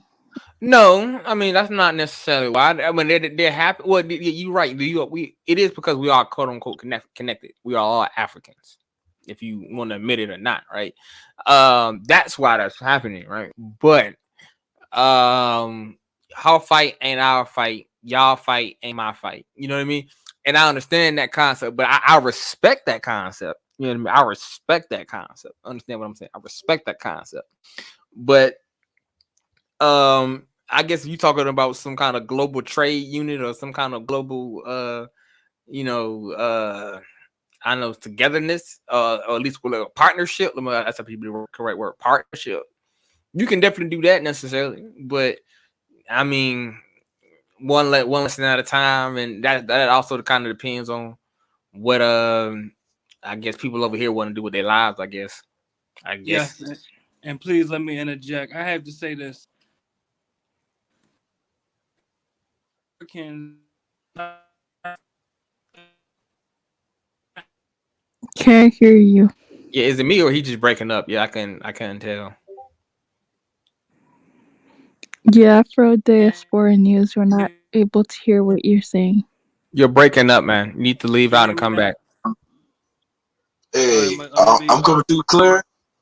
Yeah, he got to leave out. So check this out. Hey, so just trying to clear herself up, and then it's a good talking point. And then we always want to kind of veer off so goes. So it seems like we kind of get off topic. I mean, if it's good content, then roll with it. That's Yeah, but I think what Lazulu was saying about, we're connected because we're related, but we don't have the same struggle, and we could like or admire each other's struggle or admire each other's story. I think that's something that is not said much.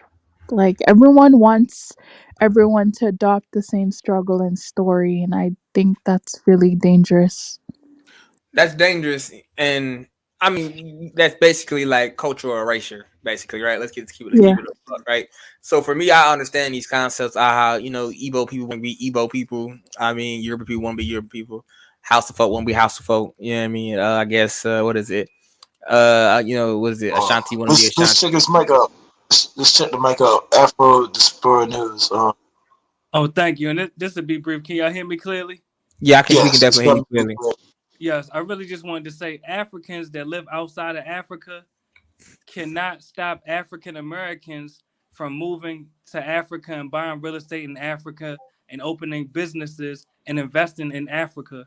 Really, there are African Americans that are contributing Yes, they to can. the. No, they can't. Say it Sorry. again. I mean, no, they can't, and yes, they can. So it depends on how you want to Nah, look at they it. left, brother. Let me say this, and I'll make it quick. If you African and you left Africa, you cannot complain about African Americans that are contributing to the economies within Africa. That's the bottom line. Oh yeah, I mean, if you want, I'm just slicing hairs, man. I'm just pulling your leg, man. God, honestly, Yeah, but no, that one directed towards you, brother. You know that. no. I understand. But I'm gonna go back to what the AM question. Yeah, I do see a lot. I do see that necessarily. That's what like especially on the continent. My culture, this and that forth on the other. But well, necessarily with African Americans, I can only speak from my point of view. I can't speak for other point of view.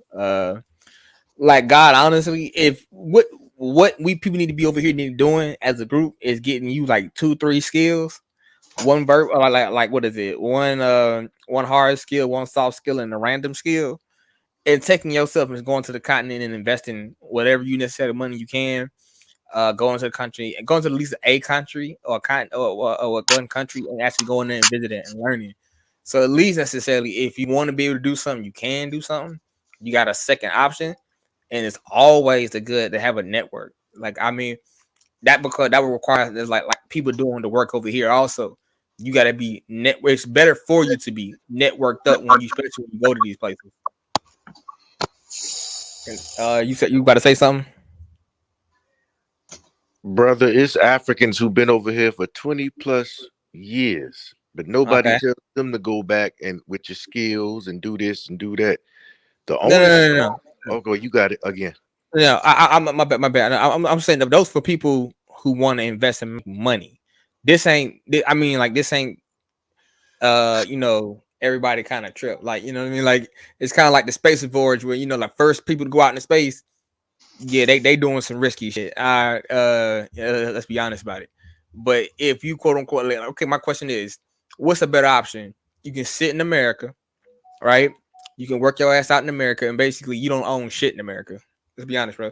Like America is basically a plantation country, bro. The whole country is a plantation, bro. You sit in here, you do your work. Hey, hold on, Yeah. hold on. Brother, Ghost.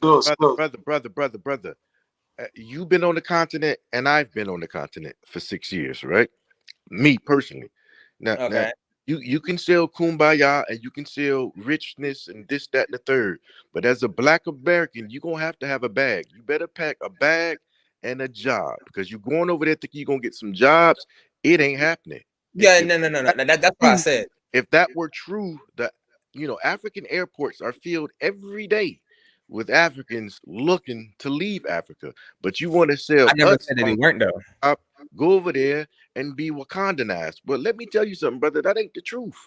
Like I What are you talking about? understand. Okay, what is the truth you talking about? Karl Marx. Because Listen, everything you said, I did not say anything about. So you basically making up your own narratives as we speak currently. What I said is simple, bro. When it comes to America, bro, if you wanted to make money, like I say in the investment, bro. If you want to make money, Africa is the perfect place, bro. If you're in that line of work, right? If you're trying to necessarily just get a job, then yes, come to America, get you a nice little job for $15 an hour. You will work that $15 an hour to the next 40 fucking years of your life, and then you'll be 60, 70 years old and be ready to get up out of here, and then that's about it. But if you're really trying to make some kind of investments in your life to actually have wealth, actual wealth, you need to go where the opportunities are. Good, but it's just not. There is, please let me say this. There is an alternative that I don't think that we are acknowledging. We have the Caribbean, which is closer to the United States. There are a comparable number of majority African nations in the Caribbean. So True. if you're African American and you want to live in a majority Black nation and you don't really have the plane ticket money to pay thousands of dollars to go to Africa and back and forth, look at buying real estate in the Caribbean, like the Bahamas, even Puerto Rico. You don't even need a passport if you're African American to buy real estate in Puerto Rico. So there are alternatives to the United States, and it doesn't necessarily have to be Africa. I love Africa, but I know that all African Americans are not going to move to Africa. So why not look at Barbados? Why not look at Trinidad, the Dominican Republic, Puerto Rico, etc.? Yeah, my mindset is that of a global mindset. Like that's my mindset from the go. Like when you talk about African Americans and African American men, to be specific, you need to be a globe-trotting man.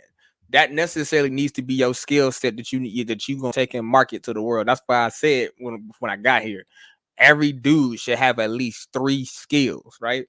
I said a soft skill, a hard skill, and a mystery skill, question mark skill. What do you want to call it, right? You need necessarily a soft skill, some level of coding, something that just easily pick with, like you can actually take up and pick with you. A hard skill, machining, I don't know, being a let's say a plumber, whatever, like hard skills, right? And then whatever mystery skill that you want to do, you want to do be a linguist. I'm sorry, linguist. I'm sorry, is that how you say it? Linguist.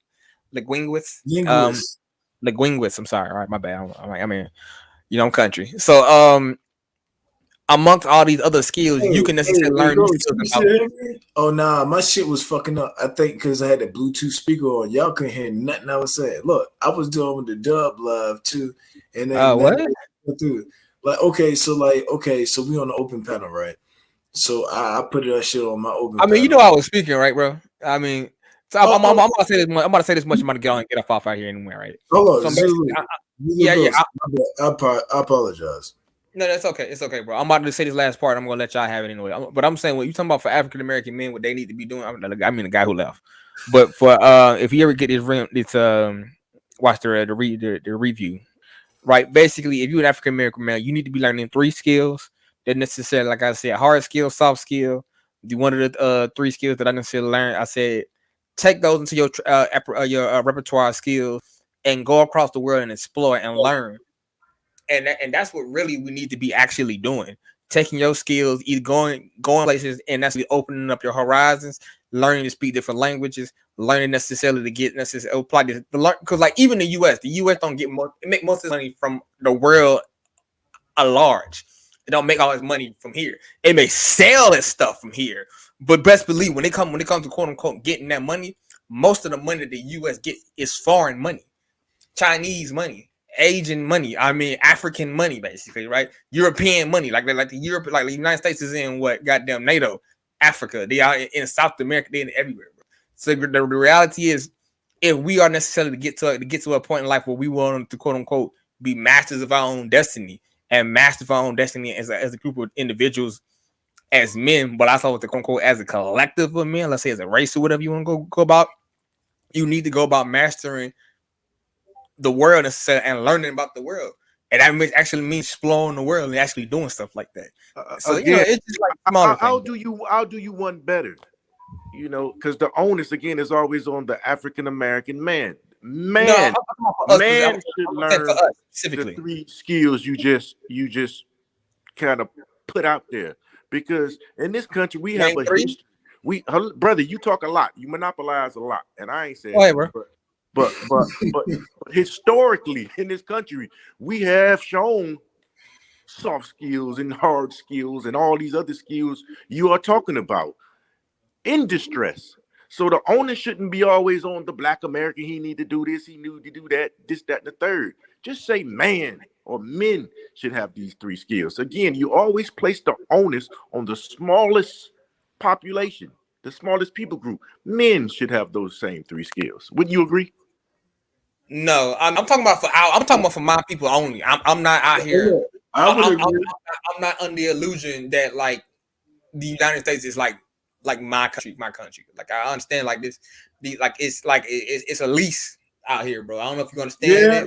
Hey, brother, but let me tell you something. This trips to Africa is cheap right now, so you ain't got to be here. I mean, yeah, I just can't. Bro, I was out there in a whole nother country for like 4 months. Bro. Yeah, but it was round trip. If you believe what you're actually spewing, it would have been one way. Bro, that's like me saying I went to China to do business. Damn, I went to China to do business. I can't leave China again. You see how stupid you sound? I hear you, brother. I hear you. But you sound good. That's like me saying, oh, I wanted to, like, that's like saying, goddamn it, hell, they got a space station in space. I gotta stay in space now? Yeah, we gotta stay in space until we can colonize our own. I hear you, but you sound good, young brother. Keep up the good rhetoric. You sound good. All right, bro. I'm about to go ahead and just be quiet for a minute. I'm about to go ahead and handle some business. I'll let y'all go. All right, Zulu Ghost. All right, so check it out. Tanaja, greetings, family. Brother Tanaja, salute to you for joining the panel. I know you want to chime in and give your opinions about the topic or anything we've been saying. Go ahead. I'll meet you, sir. Yeah, and greetings, everyone, and on the chat and on the viewers. Yeah, I must say I enjoyed the way you guys interacted just now. Even the guy acknowledged that he made a hash of the point against Zulu. But regarding the topic, African Millennium hates African Americans. Oh, isn't that clear? She does hate them. It's very it's very clear. She's a big hater. It's clear. She's been bad-mouthing African Americans forever. Or the low key, or the low down, you know how they put it. I ain't gonna say low, I'm gonna say like mid key though, like mid. Like it ain't high yet. Like you know what I mean? So I'm gonna say mid key, man. Yeah, she's been at it for a bit, so but I think it's all mild this thing. I don't know. I think African Millennial sounds like sometimes she's a little bit of a, how do I put it, Ghana supremacist. You want to call it that? Not exactly.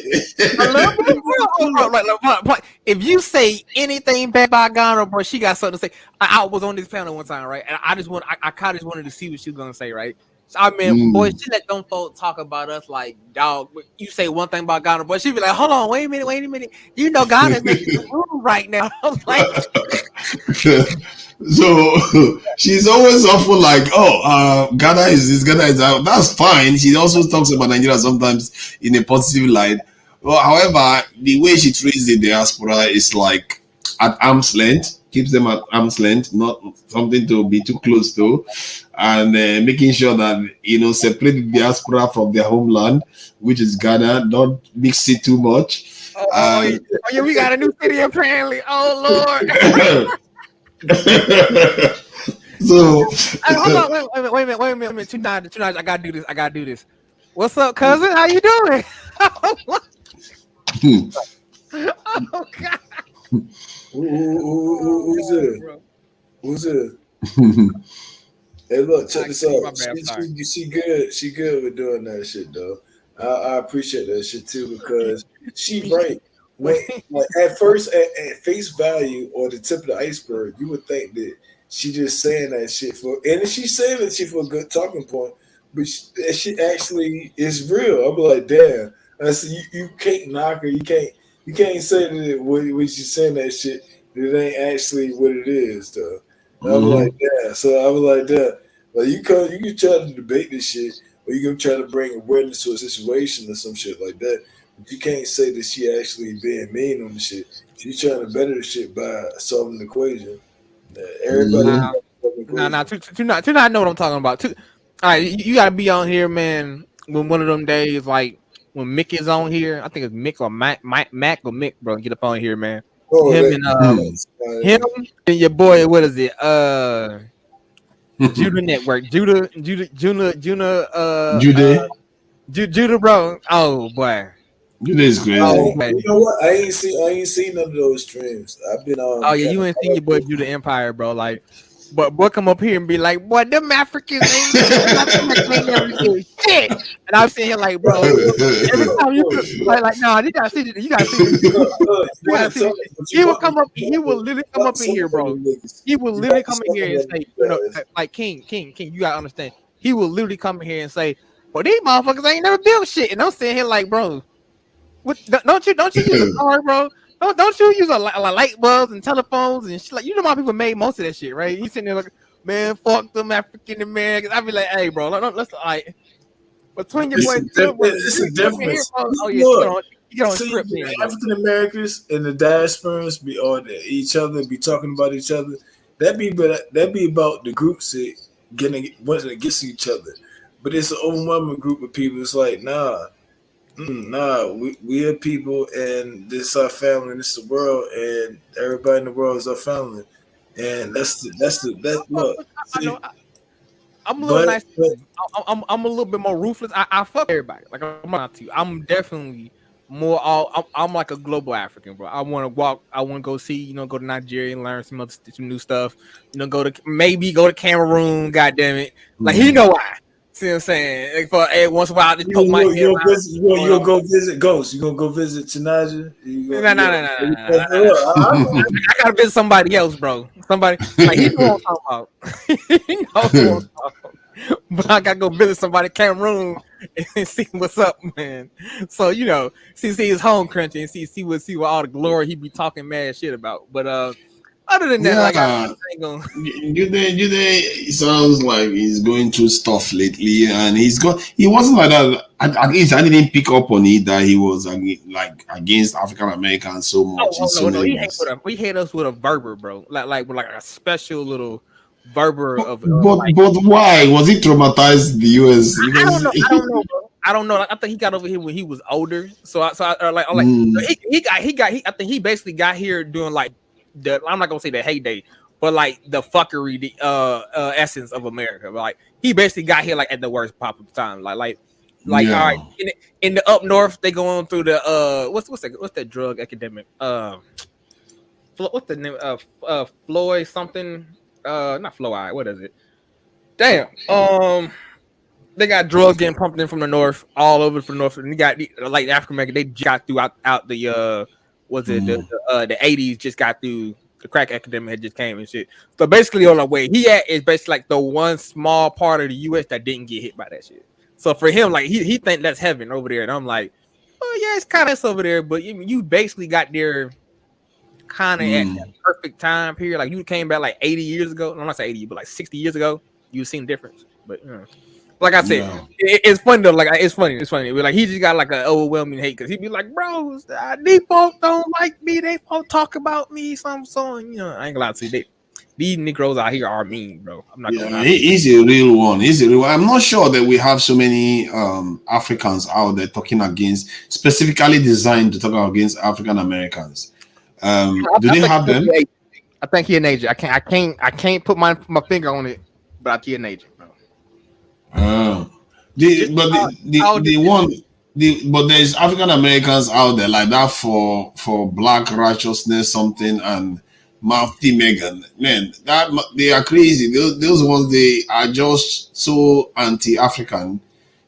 I don't even understand why they are so anti-African. Yeah, exactly. For like you got but what's that thing? The dude who just left OGJ, like he was like one of them guys. Like you were like, I'm so goddamn American. Fuck them folks. And be like, okay. I mean, hey, bro. I mean, like, you ain't gonna be, bro. When they bury your ass, they ain't gonna put no extra stars on your casket, my friend.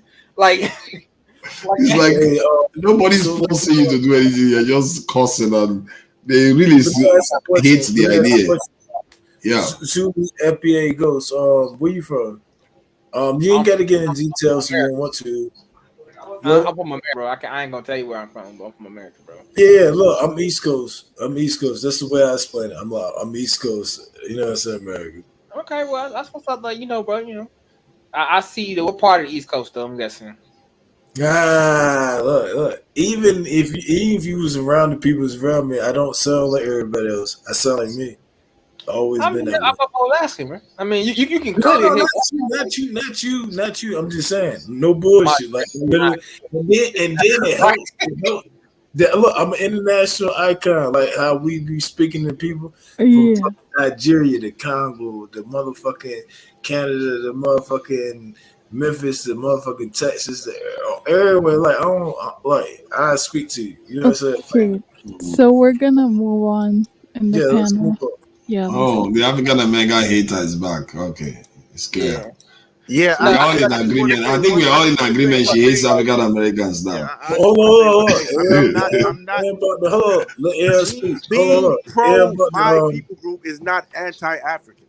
No, I'm no fanatic, bro. Like, you're more like a fanatic, which is different. Like, I respect you. You don't know me to say that. Hold on, brother. You like talking and hearing yourself talk. My whole thing is I have attended 2 of my African friends' weddings, one in Senegal and one in Cameroon. I can't be that goddamn anti-African, buddy. But me being hold on, you talk too much sometimes. Me being pro my people group politically does not make me anti-African. You don't know enough. You just like talking and hearing yourself, brother. Respectfully. I understand what you're saying, bro. Trust me. I understand your concept. But hey, trust me. My name is FBA, bro. First, so I understand. That means nothing to me. I ain't gotta mean nothing to you, bro. But like I said, what's this? My name says my grits is not cooked right. How you doing, bro? What's up with that? Hey, what's up? How you doing? Hey, how you doing, man? How you doing? You got a new name, like, upgraded. Oh, he knew who he was by listening to his voice. Me, I'm like that. Yeah. Oh yeah. What's good, bro? I was about to say they ain't gonna do it. How you doing? I'm gonna be short and brief and stuff like that. I never heard AM say anything that's really bad about African Americans and stuff like that. I'm not saying that's a difference. Yeah. The only group of people I heard AM talk crap about, and and she knows it. I think she has a special hatred for them. But she don't hate the country. But I wouldn't say she hates, but I would say she has a little bit more of she's a little bit more hostile to that group. And that is the Igbos. For some weird reason. What? Oh, the Igbos. Yeah, she goes neck to neck with those Igbos, no panels. I mean, she loved her Yorubas, but she because she's partly Yoruba now. That's why. Don't tell me she gets here for wood on the sideline or something. But with the Igbos on here, boy, it's kind of like a war between AM and the Igbo, especially this one Igbo guy, especially that Igbo guy, I think, from Germany or something like that. He always responds to her and said, "You Ghanadian, or Ghana, or that type of thing." It's kind of funny. It's kind of funny hearing those, when her versus the Igbos, go at it. It's interesting. Okay, but you have not had African millennials say something bad about African Americans. No. Have you had her say anything positive about them? Actually, she has. She actually, especially when I come on here a lot. Like what? Oh, basically, whenever I get on, I used to get on the situation with the dude from Cameroon. Oh She yeah, kind of, boy, kind of, boy, your boy, man. You mean yeah, it takes she kind of, it takes takes video for her to draw a line? she kind of takes outside, more versus that particular Cameroonian person, or even versus an Igbo person from Nigeria if they talk some mess. You know what caused a big controversy over the last 5 years? It's a CIA plan that they with a propaganda scam that they use Black America with ADOS and the Hebrew Israelites.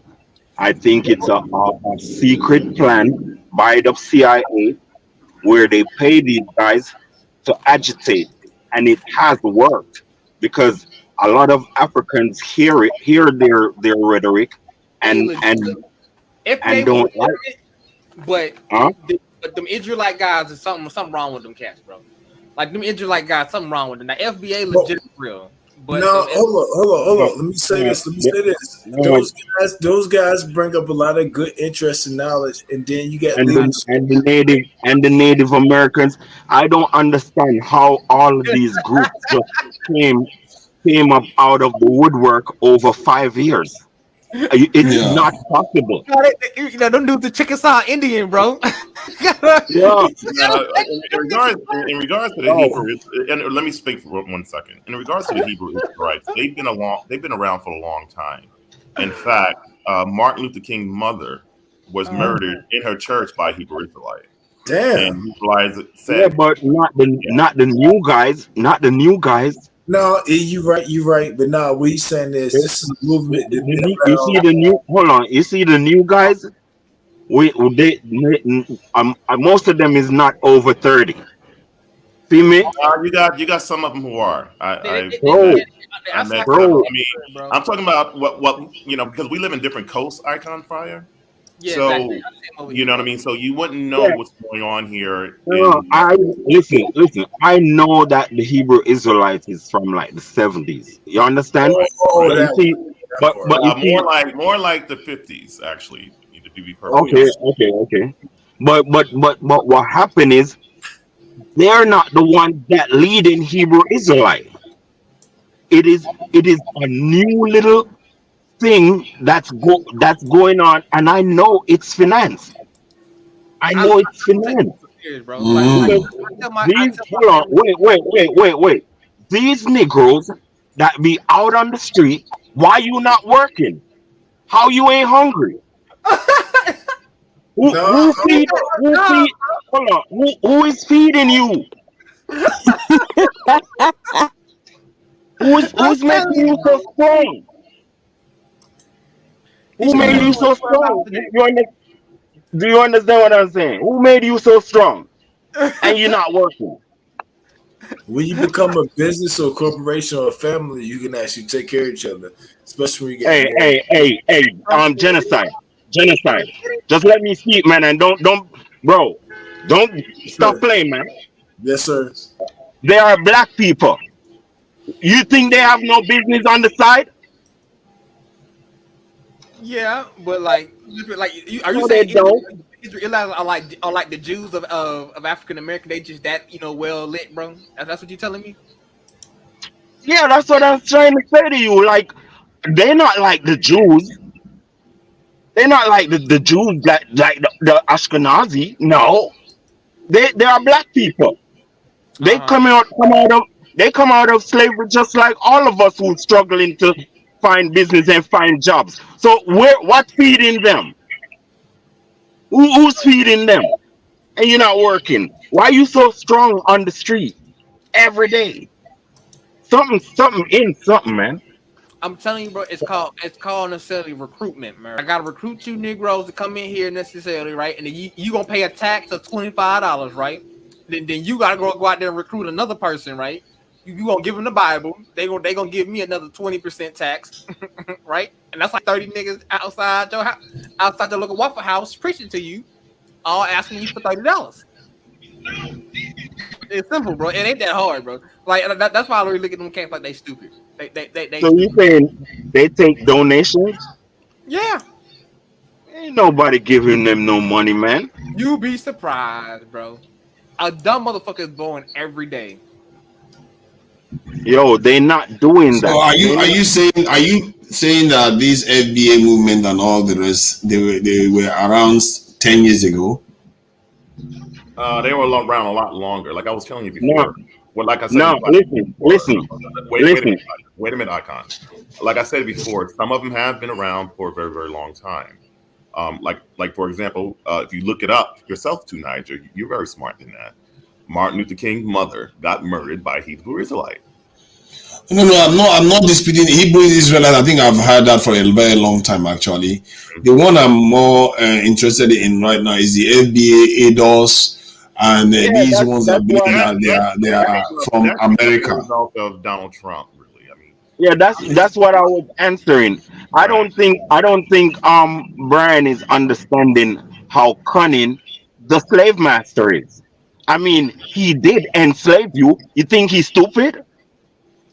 I mean, These people dwell on a propaganda war. The Democrats is using propaganda. Everybody's using propaganda on us. And when are we gonna get it? I Okay, Ethiopia. You see, Ethiopia, the media is saying something different from what Ethiopia is saying, and then they get mad because it came out in the open that these people are using a propaganda war on Ethiopia. So wouldn't they use it? Hold on, thousands of thousands of Black Americans pick up their shoes and decide to 2018 to 19 decide that, oh, they are going to the motherland, and that's a first for America. For white people, like, white people gonna be like, oh, white people gonna be like, oh, that's nothing. You think white people gonna be like, oh, that's nothing, and their workers is leaving? Yeah, bro, because you could just import new ones by doing the same thing by opening the borders and getting no new people. Like, I think you misunderstanding the reality of how savage the United States is, bro. Yeah, but we're not. No. We're not talking. No. Now, We're let not me. talking about that. I mean, We 60 million. You see, no. so who lives in the Wait. Hold on. so Hold on, outlaw. for All you? right, go ahead.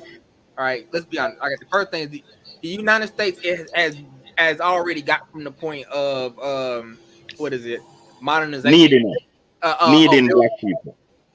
No. Necessarily, and the reason they got people was for labor, bro. At this point, they can get all the free labor they need from various countries, right? The United States, as it's currently necessarily, it's just importing people because they need more people, because they need more kids, because ain't nobody having kids. That's simple. Like, I mean, like, I don't know if you noticed in the U.S.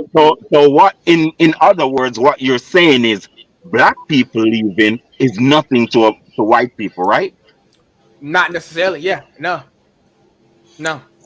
I beg to That is a mistake. I think wait. you are okay. Go Yeah, ahead. Go ahead. yeah, I beg to differ. The reason is black America is as smart as white America. Yeah. They need everything for their own survival from Africa, which is black America's brother. You going over there with your first world thoughts theoretically gonna only improve Africa, Okay. not good for the rest of the world. It's already improving. When I mean is they're already getting development from China though, and other places. So it's like the Africans are not currently just standing still. Like, you gotta look at this. Like, you gotta look at I like a didn't big. say that. Come No, on, no, man. I didn't say that. no, I no, no. didn't say that. Let me finish. Like, you looking at the continent like one. You gotta look at it like an engine. Like, look Don't. at each state. No, let me finish. Look at each state, or at least each country, like it's its own engine, right? And put together, it's a super engine, right? That's how you get a super nation, right? Like, East Africa on its own right, but by itself, is doing amazing. If you look at it, if you actually take the time to actually go over there and look at it, the cities in Kenya are the biggest any place in the United I have States. no problem with that. I have no problem with that. No, so I'm saying So they're at the point where they already developing, right? And that's what I'm saying, not developing. So all Yeah, you can yeah. reach over there and do is invest your money, right? Speed up the production speed, right? Uh, And get your is your part. Is your all you can do is your part. I have yeah. no problem with saying that shit. What are you talking about? Everybody has to play their part. I mean So, that's what I so, just said. I'm saying so what are you trying to prove? What are you trying to? What's the point? I know you're the one who said that in the first, but what I'm basically telling you is this, right? Like, why can't really control you from not going over there? Because at this point, they ain't got unless they gonna shut the whole entire border down and say can't nobody leave just but African Americans, bro. Oh, Like did that's the only okay, really. okay. What's the reason for what you think? Did you know that um Nana Akafo came to America and held a meeting with the Black Caucus, right? And when he went back to Ghana, he decided to do mandatory vaccines. Yeah, What I saw on YouTube is a lot of Black Americans decide that they're not gonna bother to go. I think Ghana lost a lot of money with that too.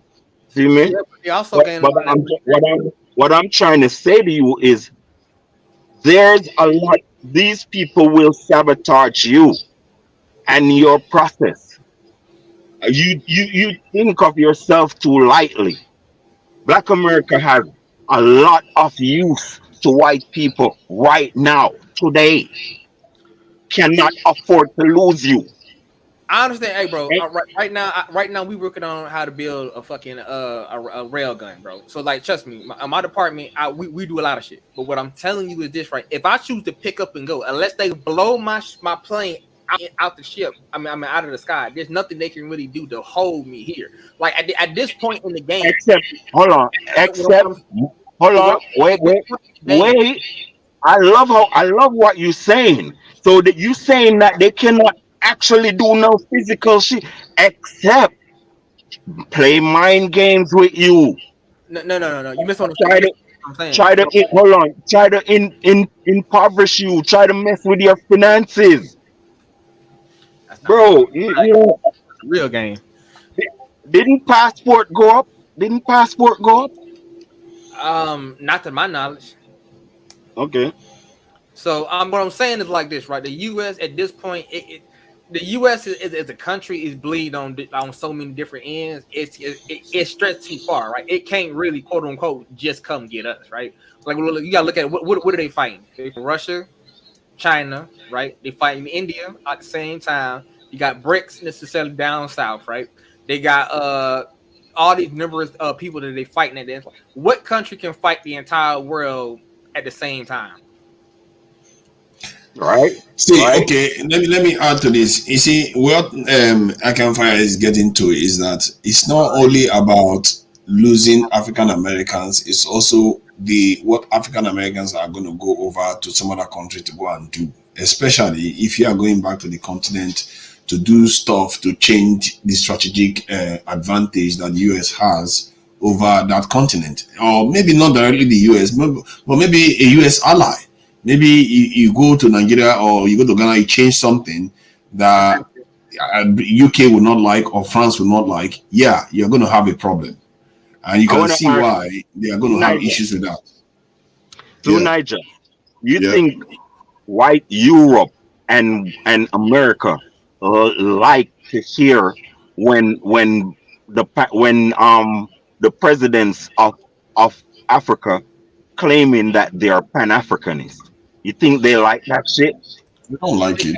The question is, what can they do about it? That's the real question. What, like, plot this. Yeah, If I'm, but There's so how many do things you? they can do about it. You Yeah, don't but understand. wait, wait. There's trade deals and all kinds of things that they can do to Hold affect on. African All right, countries. Zulu. All right, Zulu. How did it get there? what Why are they saying that? they took influence. It's hard, bro. Like if you look at Oh, if you look at oh. they got What it from did you us. say? They got it from us, and we got it from white people, bro. Let's be honest, bro. Like, cause Yeah, but like nobody had a quote unquote race consciousness until and wait. bro. What you mean we got it from white people? I don't clarify. Okay. My question is right. When has in reality has all Africans moved in one accord? Can anybody name me one at a time? So you think so? What about the future? I understand. If you I'm talking about. We moved in one accord all at one time when God yeah, but displaced us hold on, man. with the Hold on, man. Hold on, man. Listen, man. Listen. Africa was broken, bro. You have to put it back together. No. You misunderstand Africa, what I'm talking about. Like what I'm saying is the concept of race necessarily was, they came up with that concept, right? Then we took that same concept, morphed it, and used it and moved it to our own ideals and gave it to the continent. And the continent taking it and moving it and morphing it to their own necessarily to devices. It's kind of yeah, like information. It's like information. Like you can give me information. Now what I do and how I use it is completely up to me. You know what I mean? yeah, yeah. So what I'm All saying right. is, if Yeah, the African develop a pan African or a pan African necessary concept, or at least when it comes to doing money and resources, they're in the yeah. conversation, right? But they got that concept from the Europeans, and we got that concept. The Europeans gave it necessarily to them, right?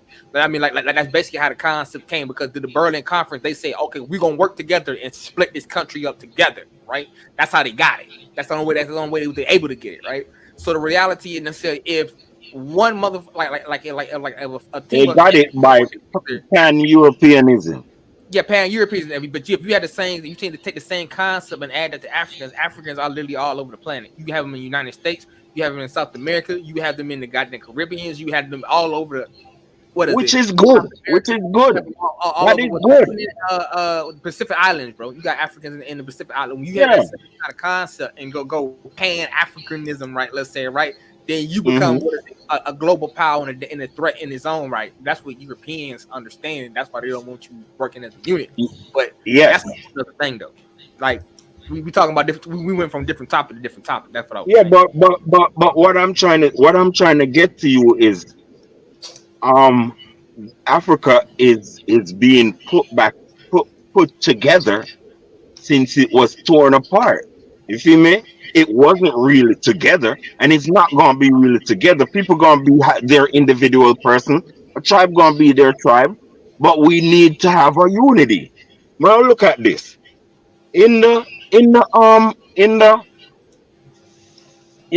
30s. How much Africans was calling themselves black? They don't do that Today, today. of course, today, uh, almost half of Africa is calling themselves knows that they're black or call themselves black also. And Okay. eventually, all the black people in Africa gonna understand that they're black, and that will give a little Somali, more bro. unity. Hey, not What Somali, bro. Somali's ain't man? go. Those people are on the edge of Africa, so they can go ahead and keep playing. You feel me? Well, you know. Well, I wish Forehead Warrior was in here, but I'd be like, Somalis ain't black, bro. So, Yeah, they See, from they may not be black, but they they are listen. Africans. Those Somali people are Sri Lankan. They that's why they don't like the Africans. They from Sri Lanka. You feel me? Go check out the Sri Lanka pictures and you can match the bitches. You feel me? Can I tell Zulu something? You know, there was this group in the 60s or Well, I like them 70s. though. They are. There were this group that in the 60s or 70s they went to Zaire, if I'm not mistaken, to build this rocket that Zaire was is the supposed to. Congo. Zaire is the Yeah, Congo. yeah. Don't mix up people. Yeah, I think it was Mobutu. No, Sese Seko, isn't it? Yeah, they Yeah. wanted to go and build this rocket there that would be a cheap rocket to get to space and stuff like that. Because of the strategic nature of the work that they are doing, Western powers were frowning at it. And within a period of time, they wanted to do the test for the rocket. It failed. It was a catastrophic failure, and within weeks, many of the engineers were killed. They died in some kind of weird accident in the water area where they went to do some recreational, get together and stuff like that. Many of them died, and because of that, the whole thing was more. Exactly. So what you don't understand, I've even some studies where we're studying, even Canada discovered a very, very good aircraft design that America didn't have. And the American guys went there, mothballed the whole project, took all the engineers back to America and shut it down in Canada. So you can see that when it comes to strategic changes, even their own person they go after, not to mention African Americans. So when this in Ekanfire is saying that these people will do what they need to do to protect their interests, don't underestimate it. It's not only about black people, it's also about their own. If their own person step out of line, they are going to act. And in the case of African Americans, you have 50 million at least strong. That is a massive power block in the US that is part of the military too. Let me tell you, Zula was in the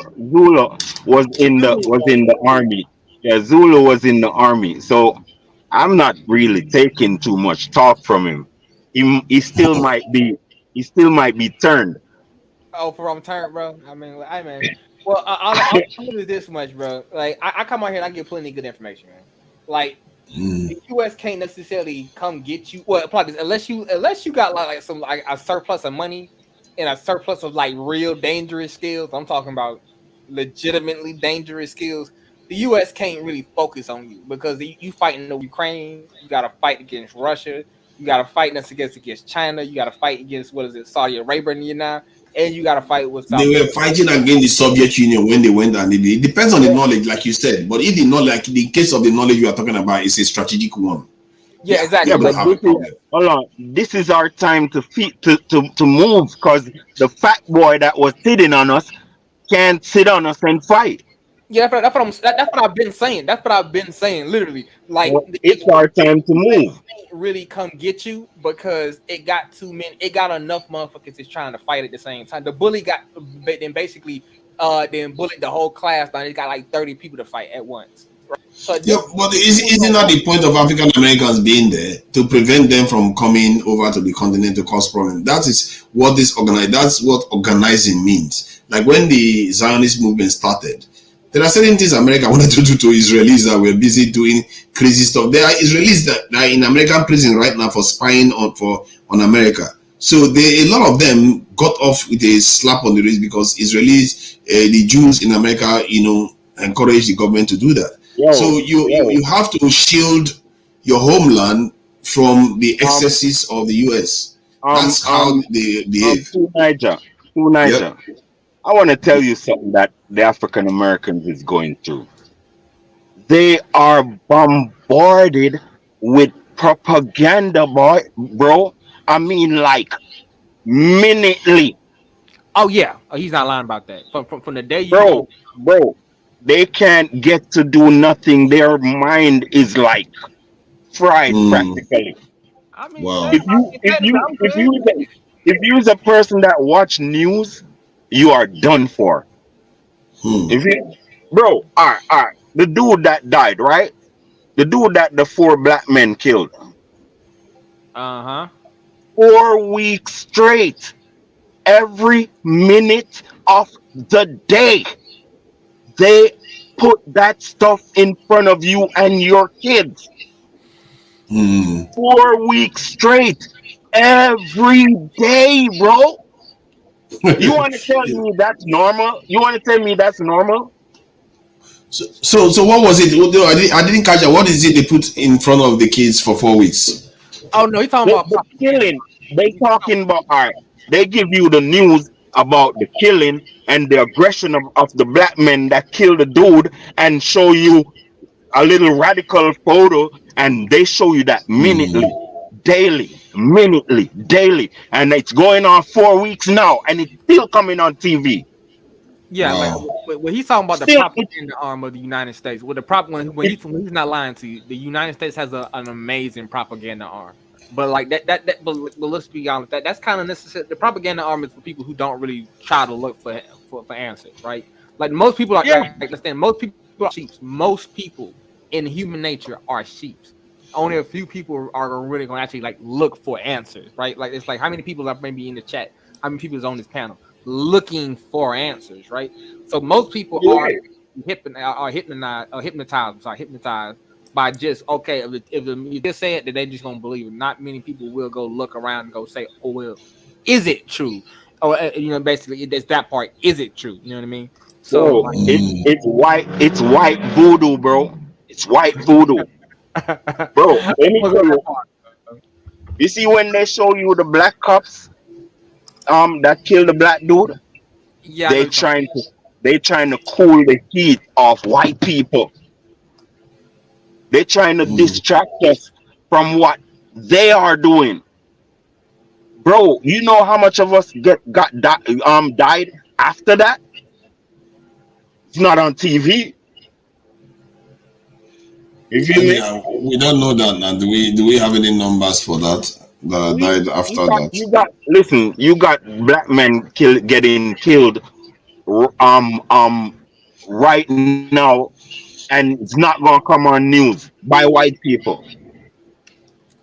Oh, and that It may be come on local news. no, I don't even come on local news. I know what he's saying necessarily is to how they're bigging up this event, like basically let's say like a white guy may Yeah. shoot some black guy or something like that. They're not gonna play that. They're not gonna put that on the news and have the white guy got face plastered all over the news, right? But when like a black guy For a shoots, month. For a month. have that shit running in Fox 5 News all day, all tomorrow necessarily. Every 30 minutes they'll say, "Oh, this guy shot somebody," like, and it's like every 30 minutes. If you can really just sit there, right, and actually time it, Yeah. 20 minutes, it'll pop up. So it's like it's basically trying to push different narratives. But like I said, most people like for me personally, I don't watch the news. I'm like I have enough understanding that the news is just tailored information how they tailor it to you, for whatever reason. For me personally, Well, we can think about like me and you, fine. But what about the rest of us? Everybody Yeah. don't think that way.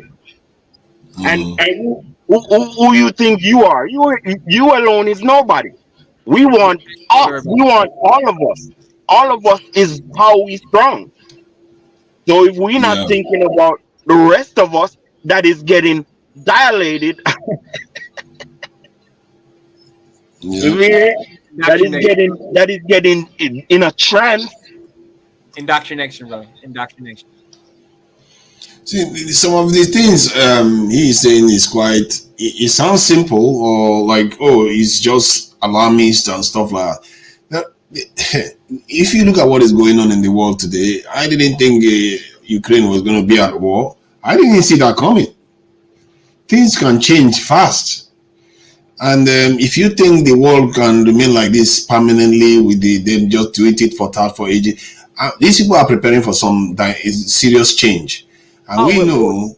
Where's the foot, bro? If when I tell you, legitimate, war is afoot right now. Like if you're talking about what they're doing right now in the U.S. and all the other countries, everybody's it's about to be the world about to split in half, man. It's about to be China necessarily on one end and Russia on one end, United States and was it England and the NATO on one end. Western Europe. America and Africa gonna go with. And after that, it's gonna be a fight for the global, dominance, bro. And that's just gonna be that, bro. You know what would shock people if there is any major conflagration? What could shock people is that all Western Europe might not go with NATO or America. I think soon they will start realizing what is holding the West together. Because what people don't realize, this is why sometimes you need to go into details a little bit. Like the Anglo-Saxon arm of the European distant people is what is holding the West together. The US, the UK, Australia, New Zealand, and maybe some parts of Canada. They are the power brokers. So, pardon? You want to continue? Go ahead. Yeah. So they are the power brokers, and if there is a conflagration between them, like say the West and like the way they are going with Russia right now, and they are going to do with China, there is no guarantee that India is going to be with the West. There is no guarantee that if the Europeans especially the ones closer to Russia, see that India and China and Russia are together, they will not decide that, you know what, let's do Euro-Asia, because there is this Euro-Asia, this thing that is afoot right now. This China Belt and Road Initiative is basically tying, the entire European continental plate is one. There's no difference. There's no separation. So it's trying to tie the entire continental plate together. If they unite on that plate, the reason why America doesn't want that, because it's going to lock America out and it's going to weaken that Anglo-Saxon arm. That is the struggle that could ensue. No, I got one thing to say, right? Like, okay. Before you go ahead, I do have to read the super chat. So thanks for Go Black. Okay, no. Chickasaw, the name sounds like Chikosi tribe of Togo, Ghana, Benin. Really? Chickasaw is Indian American. You see, I told you she hates Americans. I keep saying you people. Wait. She didn't know it was an American Indian tribe. I was getting on them earlier. So American Indian tribe now, Chickasaw. I think I know that. Even I know that. I thought I'm just kidding now. I'm just trolling you, knocking you today, because you do sometimes come at me too now. So I thought the name was what it is. You want to read this one? Yeah. Tunaja, the guys. What is he saying? Benin, Togo, Nigeria. I don't know what he's saying. So the point I was making previously, I don't know whether you can hear me. So the point I was making previously is that if this stuff goes on, there's no guarantee the Asian continent will not. If the Chinese kind of people, that's the Asians, come together with the Indians and the Russians, the world has transformed. The Western power is broken already. Now, the question with the Western Europeans is, whom would they align with? To Niger. That is the question they will start asking themselves. Because some of them have already started joining the BRICS, because the BRICS is part of this whole equation. India and China is already there, and Russia is already there. South Africa is already there. Brazil is already there. And many other countries are already applying to join. So there is no guarantees. Oh, hold on, give me a second. On the part of African American, this is where what this Nagan Fire is saying, is ringing in my head. That where would you belong in this whole situation where you have many interests going on? Where would the African American community be? Because while all this is happening, there are great conflicts and great confrontations, but Africa is just sitting there watching like a kind of innocent bystander waiting for the decision to be made. And this is why I think that if African Americans were working with the continent now, this is the space they will get to actually work with the continent to be able to get itself back. Because you're not going to get this sort of chances very often when this whole world is going through all this stuff. If you fight and say, you know what, I'm going to be worrying about the US. US is going to get itself back. After they can't get themselves back, then they come for you again. This is the name of the game. Like they did it with the Second World War, the Civil War, just name it, any of the wars African Americans have ever fought in. They finished the war and they come back again, and they did it to Africans too. After we fought in the Second World War, they came back again and did what they did. We fought in the First World War, the same thing happened. It didn't matter.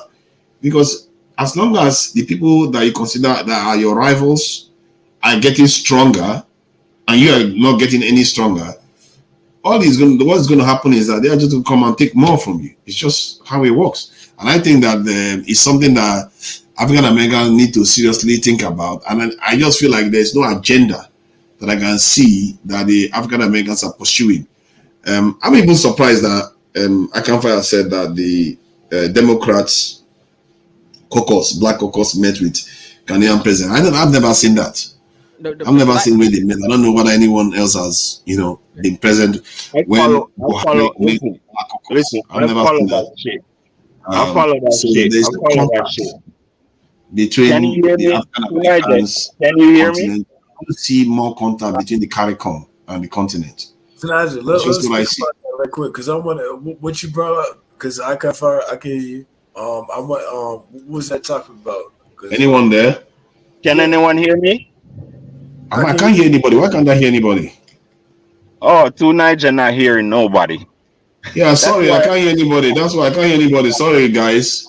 I was just talking to you all are talking, and probably I wasn't hearing anything. Sorry about that. Yeah. So yeah, I want to ask this to African Millennium.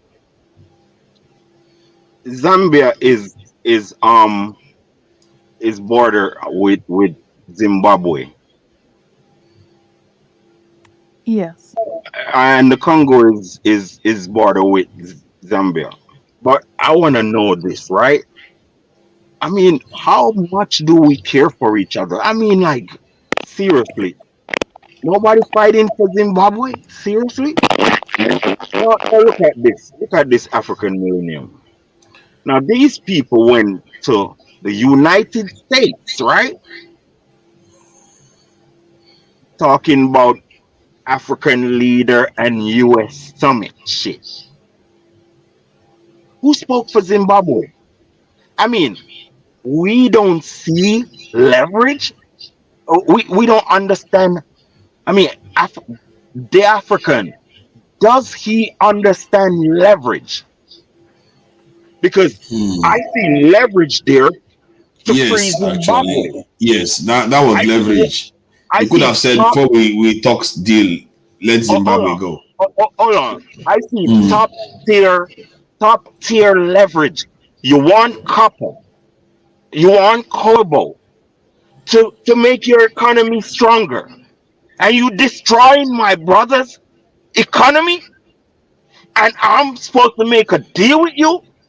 How you don't use that as leverage? Say, yo, listen, fine, we will make a nice deal with you, but you gotta lift all sanctions from everybody in Zimbabwe, or no deal. Possible, bro. I really What? would, bro. I really.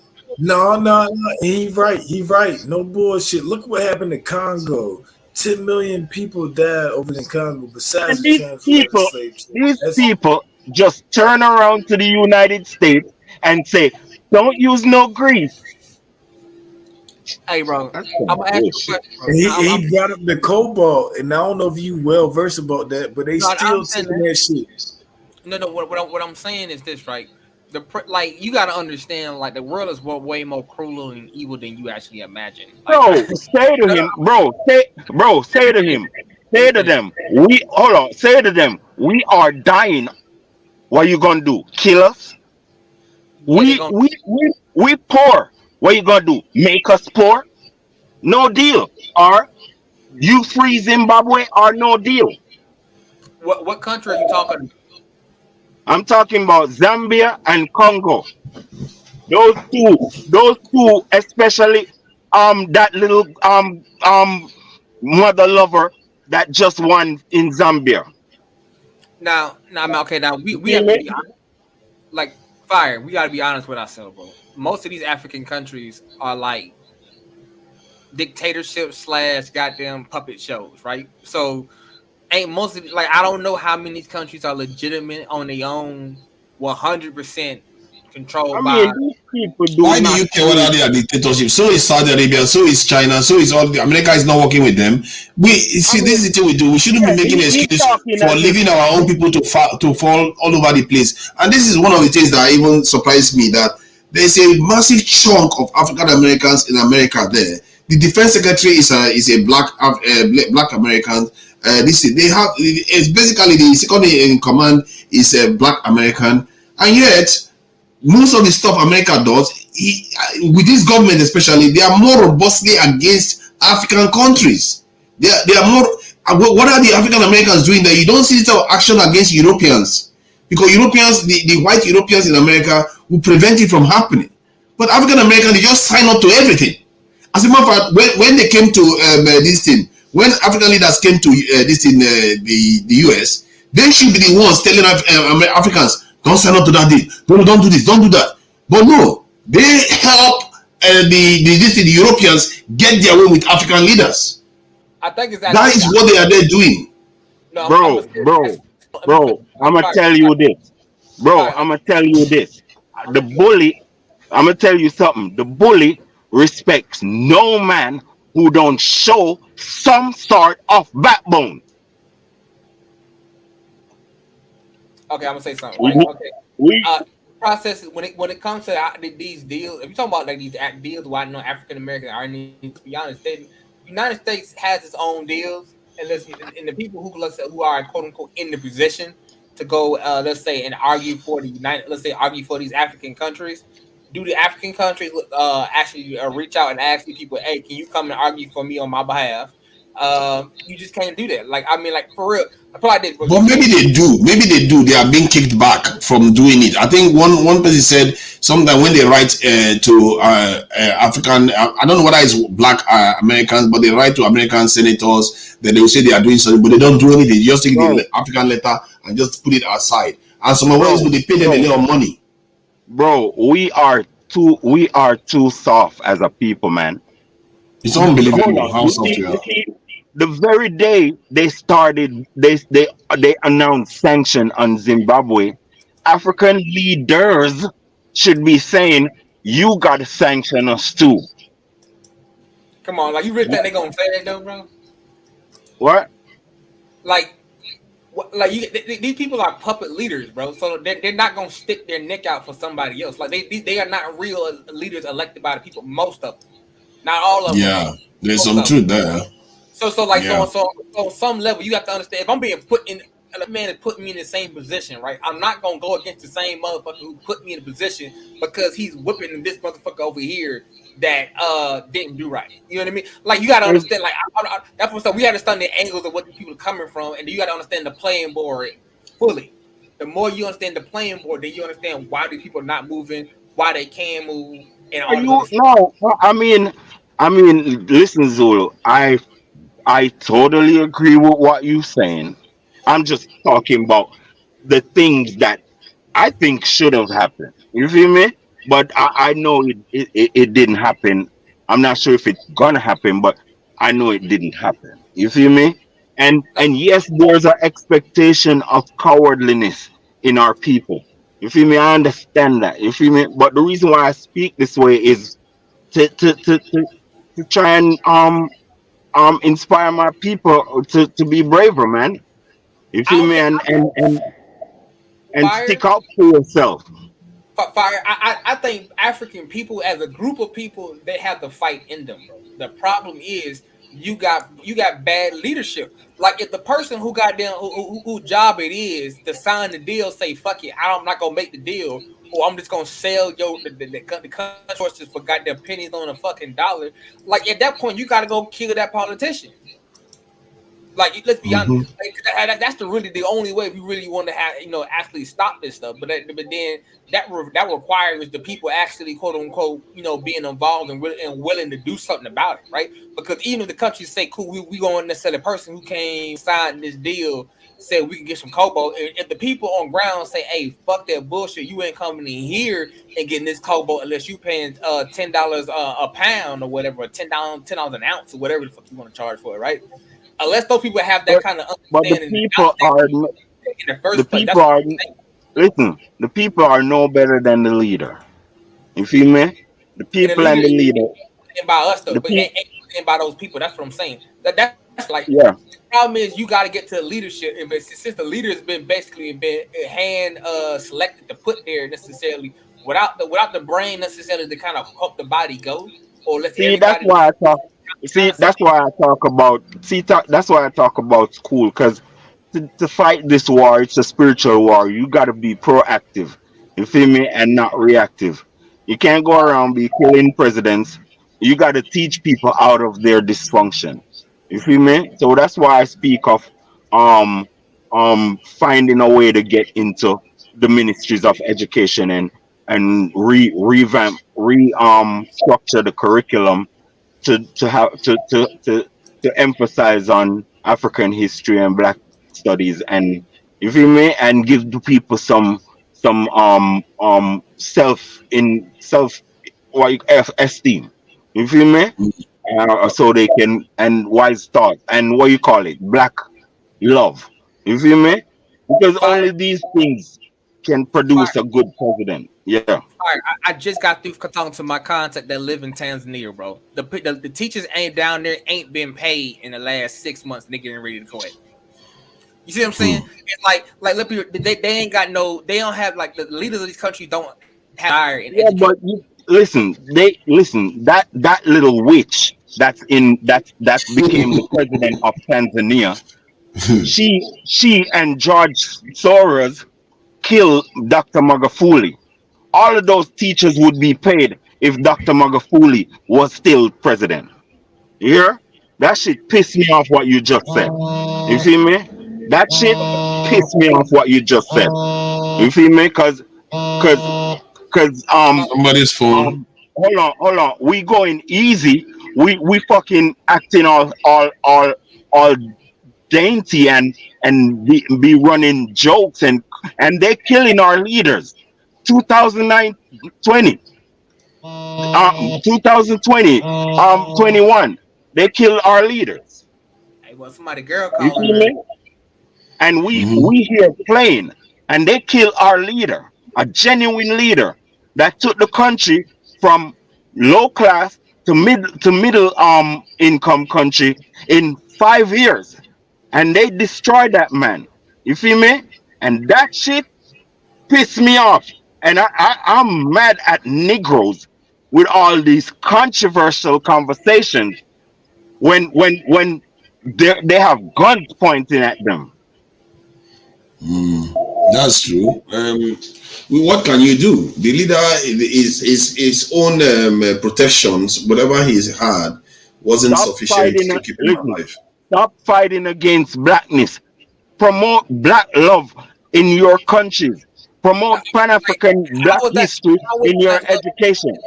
from signing Excuse the me? bad deal, bro? Like, how is Black Love gonna stop this man from signing the bad deal that he know is a bad deal that he getting necessarily Listen, this is how shit? I look at it. This is how I look at it. There's a present system that is very overwhelming going on. Slowly use soft power to gain power. Just like we speaking now, it's called soft power.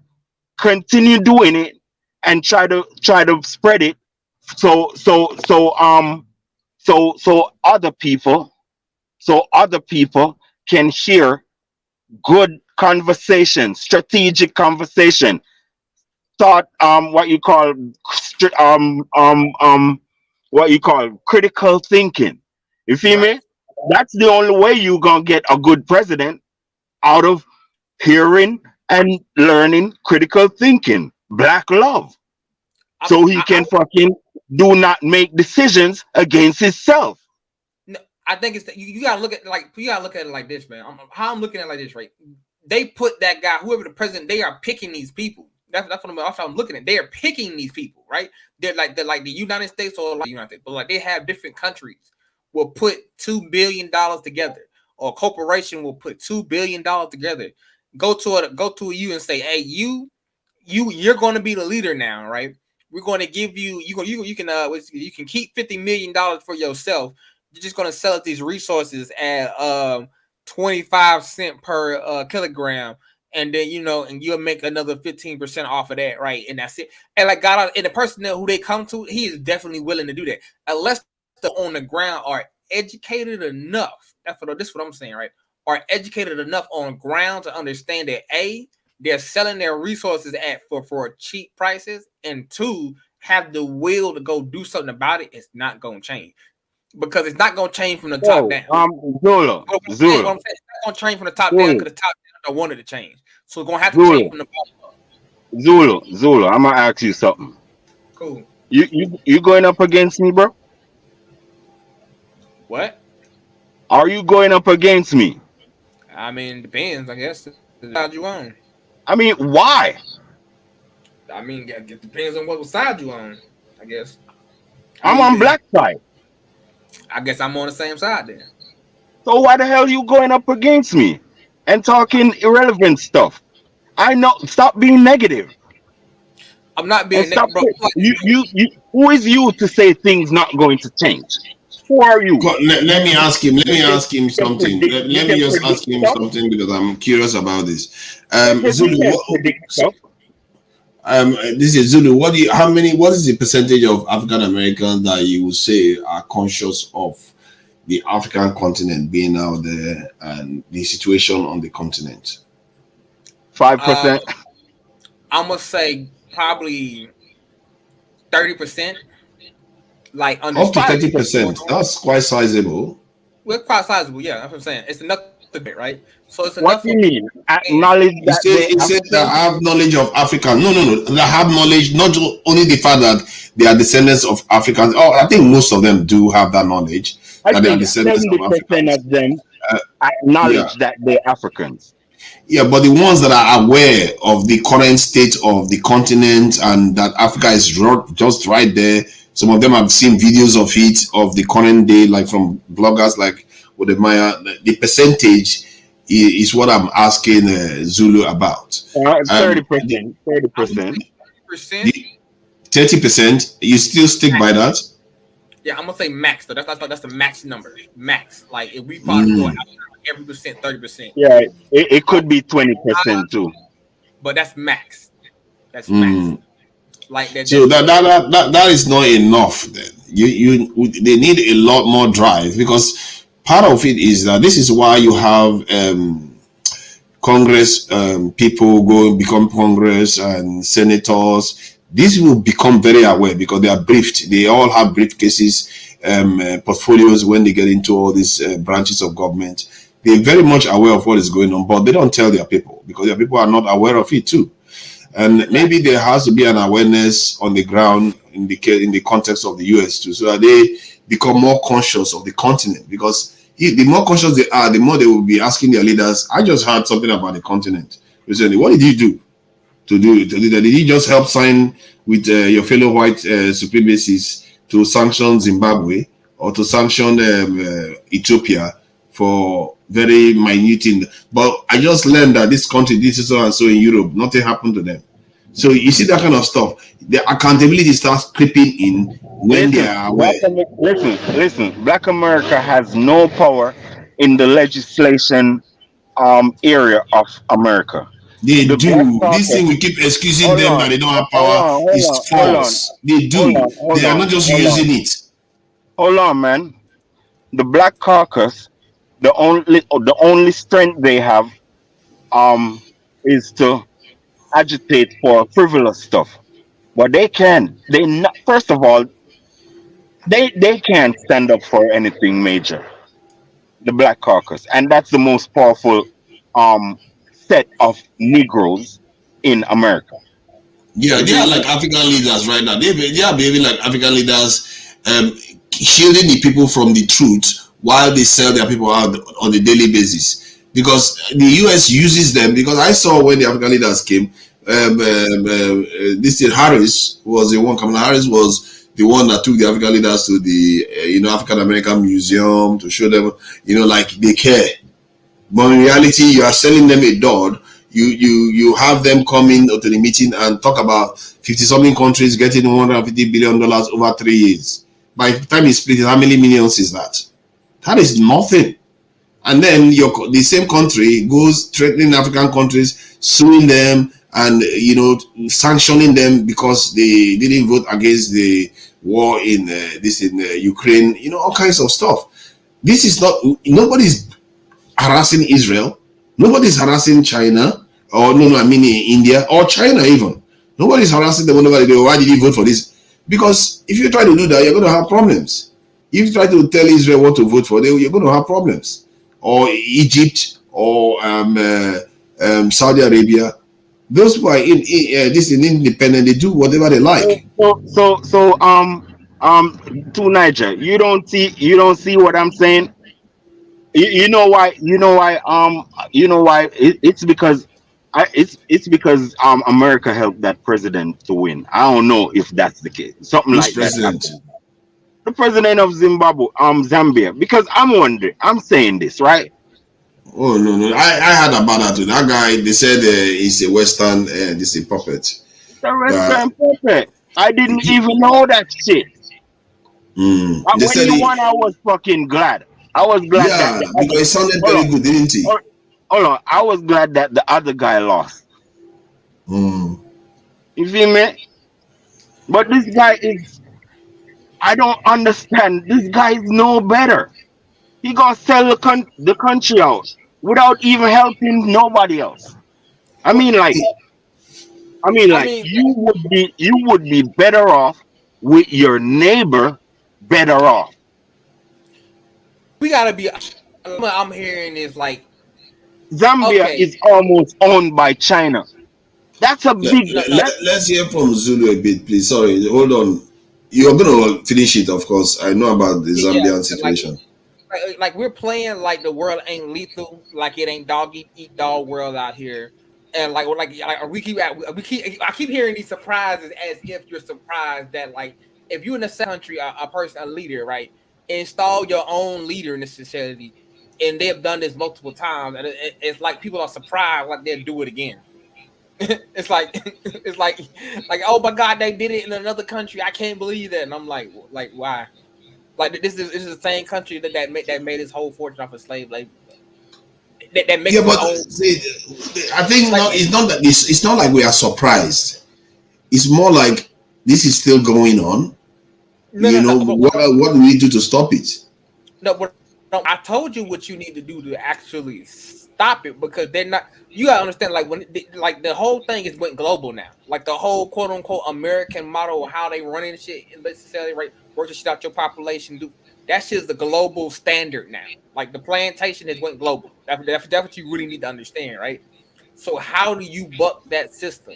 You do what I said. You educate the people that's on the ground, right, necessarily, right? And then you have them do what they need to do, right? Because it's not going to come from the Senate, right? It's not going to come from the leader, because the leader he's fed too well, right? The people at the bottom who are starving are going to be the ones who make some changes if they want some changes. What do right? they need to do? What do they need to do? That's part of the information. Like that's part of the problem, right? You have to know what's going on around you, right? So you you just need to have people who actually spend time in their life and actually go study this stuff. Like for me personally, I study this stuff. Like I study geopolitics. I actually that's a hobby for me. So Like, give us an example and Same how with me. I study it too. thwart it. Give us an example of and how they can thwart it. okay, let's say what's what's not Zambia, but what's the other country that's selling copper? The not Congo. the Congo, not the Congo. The other one. The other one that's Nowhere, selling. nowhere sell copper too much. No, the Khotan, the one that the one that get And across. that's the RC. That's the RC. Congo. Congo. Not the Congo. It's another one. It's another one. It's another country. Zambia. Is it? Huh? Coltan is Congo is known for coltan. Yeah, let him clarify himself because he'll get it. The country that's in, I think it's Zambia. The country that's in Zambia that's selling basically told the U.S. we're not selling our resources for that low of a price, right? The reality is the U.S. just can't necessarily come into these countries and just take these resources out, right? The people have to be there, allow these people to come in there, work with the people that's coming there, and direct them to the resource. So the reality is when the entire army knows what's the deal is going down, then it's a lot harder necessarily to kind of pull let's say tricks, basically, right? You can't come in there and say, well, the leader said this. Well, fuck that leader. We got rid of him, right? We got rid of leader Sambuku, whoever his name is, and we put a new leader down, and then you have to negotiate with that person, right? But no African country or no African citizenship actually do none of this, right? They are cool just letting the dictator just do whatever he wants. They do though. They do. What they don't get is cover. Mugabe tried to do something similar, thwart the establishment and change the scenario. Then when they got sanctioned, they didn't get any protection, neither from the Black Caucus or anything. They just sanctioned them, and for decades now, the sanction has been on. Americans said something about it, but they didn't have no power. Yeah, like the Black Caucus ain't gonna do nothing. Like you need businesses. Like how you gonna solve your problem? Businesses, bro. Like presidents and stuff like that don't really do nothing, guy. Honestly, because all money. If they want you to vote for any overseas sanction or any overseas stuff, you tell them, you know what, you want me to vote for this war or vote for this sanction against this one, do this one too for us. Because that's what they do. I've seen a case where one senator can hold up a whole bill in the US, but you have several black senators in the Senate. You have several black Congress persons in the Congress House. You never see them. Have you ever seen a black person hold up any voting? Nothing. No, like most of the people are like you guys. Like I still say the same thing, even for the U.S. The same thing that's happening in these foreign countries. The same thing's already happening. Like the Black Caucus already paid off. They already paid off. So Zulu, if you was paid off with what? Hold on to Niger. So Zulu, if you was the president of Zambia, what would you do? If I was the president of Zambia personally, what I would do is this, right? I would depend on what I'm trying. I would look at the next 10, 15 years. Okay, what's my global plan country into the best position, right? We selling coltan, whatever the mineral they're selling to the we're trying to sell to the US. Right? They have the copper belt, so it's copper. Copper belt? Copper? All the copper in the world is Zambia. Okay, no, it's Zambia, and it's that and something else like coltan or something for lithium, something for a battery. Except you are referring to it's lithium that is associated with Zambia. Right? Nigeria does have lithium too. So, if I was the president of that country, my first and immediate thing, what I'm doing, I'm running the campaign. I'm sending people I know. I'm going to send every person I know that I can get my financial hands. I don't give a fuck if I got to sneak them into the country. I'm sending all my people to go to all the HBU colleges. I'm putting all my people in there. I'm calling friends of friends. I'm doing whatever I got to do to have my people or have my kids in that college, right? Have those people going. Yeah, but what about the deal? Okay, I'm talking about if you under the circumstances, whatever you think about it. If you was the president and you went to a meeting, for leaders about making deals and to develop yourself. When you go to that meeting, right? The circumstances. You know the circumstances. You also have a neighbor. So what would you do? See, he's giving us a solution. No, finish the stuff you were saying to the college. I want to hear what he's saying about the college stuff. What I'm saying is Fire. Give me a second. Answer that first, and then. Yeah, I got you. But basically, what I'm saying, I'm getting all the people, I'm getting all the brightest brains necessary that I can from that country, and bringing them over there. And I'm doing the same thing also. Well, like if I can find other countries that's quote unquote going to give me like if I was smart, if I was the country, I would invest in like Puerto Rico, Haitian, Jamaica, countries like that, and say I will get people out. If you want to come here and study these specific skills, right, and come here and bring these skills, we'll give you land grants, we'll give you whatever, right? And that's how you build your economy. That's how you build your place up, because you're going to need that one is going to take decades to do. How long is it going to take to do? Yeah, that's why I say it's nice to have that long term talk. But it can be interrupted very easily while you are still very weak. Okay. Yeah, but what about my question? What would you do in that circumstance? All right, I'm going to ask two different questions. So Fire, give me your question again, and I'll come back to the other one. Now, the United States. I'm going to give you just a small rundown of the circumstances. The United States, greedy sons of bitches, need copper to do anything in America. Need it. Not want it. Need it. They're going to get Kobo from the Congo president. But I'm just saying, they need that, right? And they have the most copper in the world, leading. So with the United States needing you, and you got your neighbor that United States is making them poor by sanctions, which can be lifted. And you now with your country, your people is semi-poor, but you have China that will do whatever United States is doing. So I'm saying now, when you go to the United States to make a deal, what would you do? You're talking about that scenario. If I'm the leader of that country, God, honestly, if you're the leader of the country, you got to think by yourself. You got to think realistically. And number two, the country that sells the most copper is Chile, bro. So, like, if you're talking about from a country leader standpoint, you just basically got to do the best you can with what you got. Like that's all you can really do. Or look for allies. That's all you really can do, right? You know what I mean? You can only look for allies. You can do the best with the material you got, unless you unless you got like a long-term plan. Right. Ask me what I would do. Ask me what I would do. Okay, what would you do? I'd look at things like this. Oh, my people broke, but they eating. Some of them eating. They kind of all right. Oh, nothing is going on, but we kind of all right. We surviving. Oh, so this is new money. You feel me? But I'm gonna say we surviving without you, bitch. So we can make a deal. Of course. Of course. We can make a deal.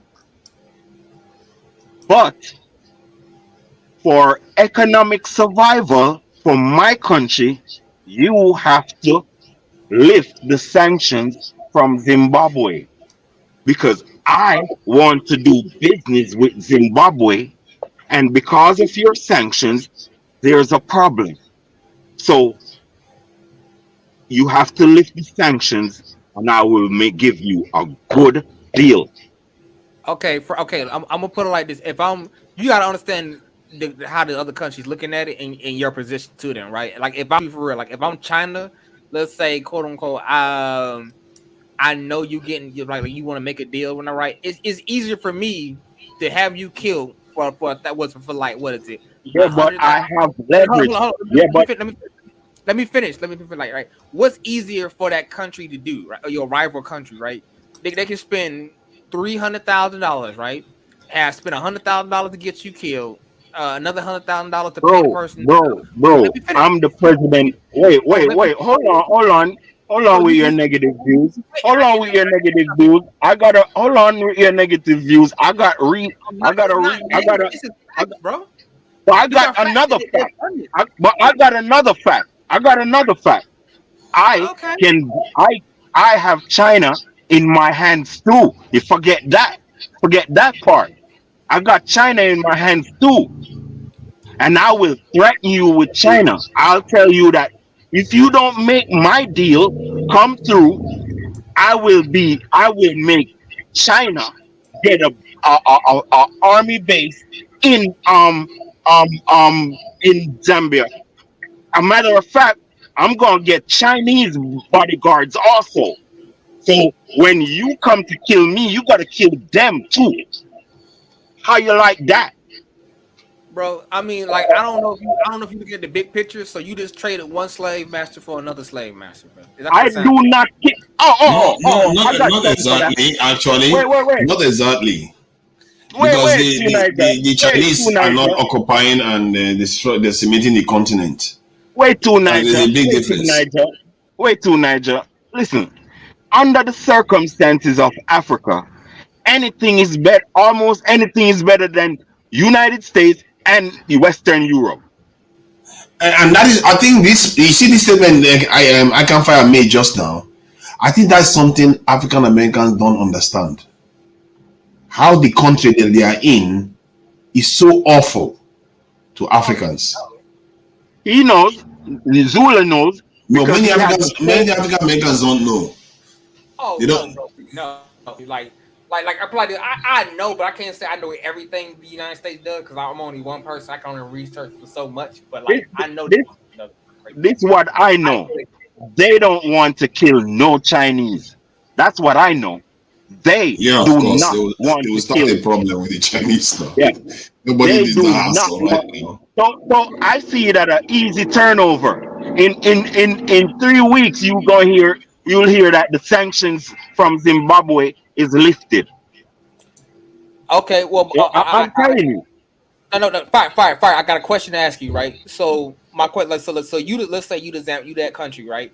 And Yeah, I'm right, and I say, well, I will protect you, but you're gonna have to give me 75% of your resources. What you gonna do? I'm gonna invite Chinese, and I'm gonna invite them to have a base in Zambia. I mean, You threaten like, me like that? no, What? you missed what I'm saying. Like the United States was the South was it? China's already debt trapped a couple of countries and took their resources already, right? They took a couple of ports in India, took a couple of ports in all around the world, right? Yeah, yeah. No, So no, what? I think that's No, overstated. no, no, Actually, that's not true. That's fact. no. That's To fact. Niger, no, to That's Niger. fact. They took it. They took it from Sri Lanka. But let They me did. speak. Zola, speak, Zola. So what I'm saying is, like, if you're that country, right? How do you not still for me? If I'm the leader of state like Zambia or whatever state country, I'm not trying to necessarily get into necessarily and get fucked up and necessarily go to bed with somebody and get saying fucked up. Yeah, but if you, yeah, The okay. ultimate But goal if, is to be but yeah, but if you study geopolitics of the world, you know they don't want no real war with China. You know that. You feel me? You know that. And okay. Mali. What's making Mali say? You think none of them want to kill a Russian? You think they want to kill a Russian? They don't want to kill no Russian, bro. nah, Same with nah. China. Same thing with China. Zambia got major leverage because China is in Zambia knee deep already. So Zambia has a threat and a bargaining chip right there. You know why the United States is going into Zambia like that? Because they want to curb China um um malign process in Africa, right? Yeah, And what they call and Russia's malign footsteps in Africa, right? That's the reason why America is one of the main reasons why America is so voluntarily going into Africa and with gifts. You feel me? With Romans, and you need to know beware of Romans bearing gifts. But what I'm trying to say, man, Zambia have had leverage. This bro could have freed up his people and Zimbabwe people. Bro, Zimbabwe is so fucking rich. It's unreal. yeah. It's I understand what And you're you saying, and you bro. don't fight Like for your country. Yeah, go ahead. what I'm saying is this, like, right? I to this country. Do I really give a fuck about the next person's country? I understand we're sitting there having this necessarily thought process from our position. But if you're the leader of a country, it's easier for you technically, right? Leader of the country, right? You're in a different position. You ain't gonna you don't feel the full blowbacks of your decisions, right? It's easier for you, right? Okay, cool. That country getting fucked up. I can send my army in there, or I can send my people in there, and say in a couple of years, or to wreak havoc and either a destabilize that country or take the whole country whole. Like that, like when you're talking about countries, basically the countries basically eat other countries. That's basically how they kind of roll. Like I don't think you really kind of look at the world. That is either a you join my team or I swallow you. Or we work together. That's the only two options you really got, right? God honestly, Yeah, right? I understand. I understand. Right. So basically, if I depends on quote unquote, I don't know if I'm the leader of Zambia or whatever, right? Depends on how I feel about that the next country over me, or I go ahead and take their resources. Depends on depend on whatever how I'm looking at it, how that person's looking at it in that position. They may go take one of the three options depending on what's better for them. Like right now in Uganda, bro, they out there robbing the fuck out the Congo. Why? Because it's better for them to do that. Like it all depends on what position you sit at and what you're trying to do for your country. You know what I mean? Like that's a This is little how hard. That's a little harder to kind of necessarily regulate. You know what I mean? you want me to tell you how I think about the Congo issue and those people. This is how I look at this thing.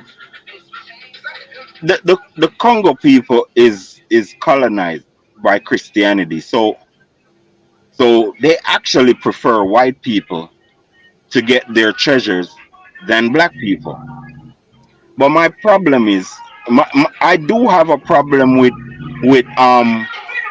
the other two countries running in there and killing people and that type of stuff. I have a major problem with that.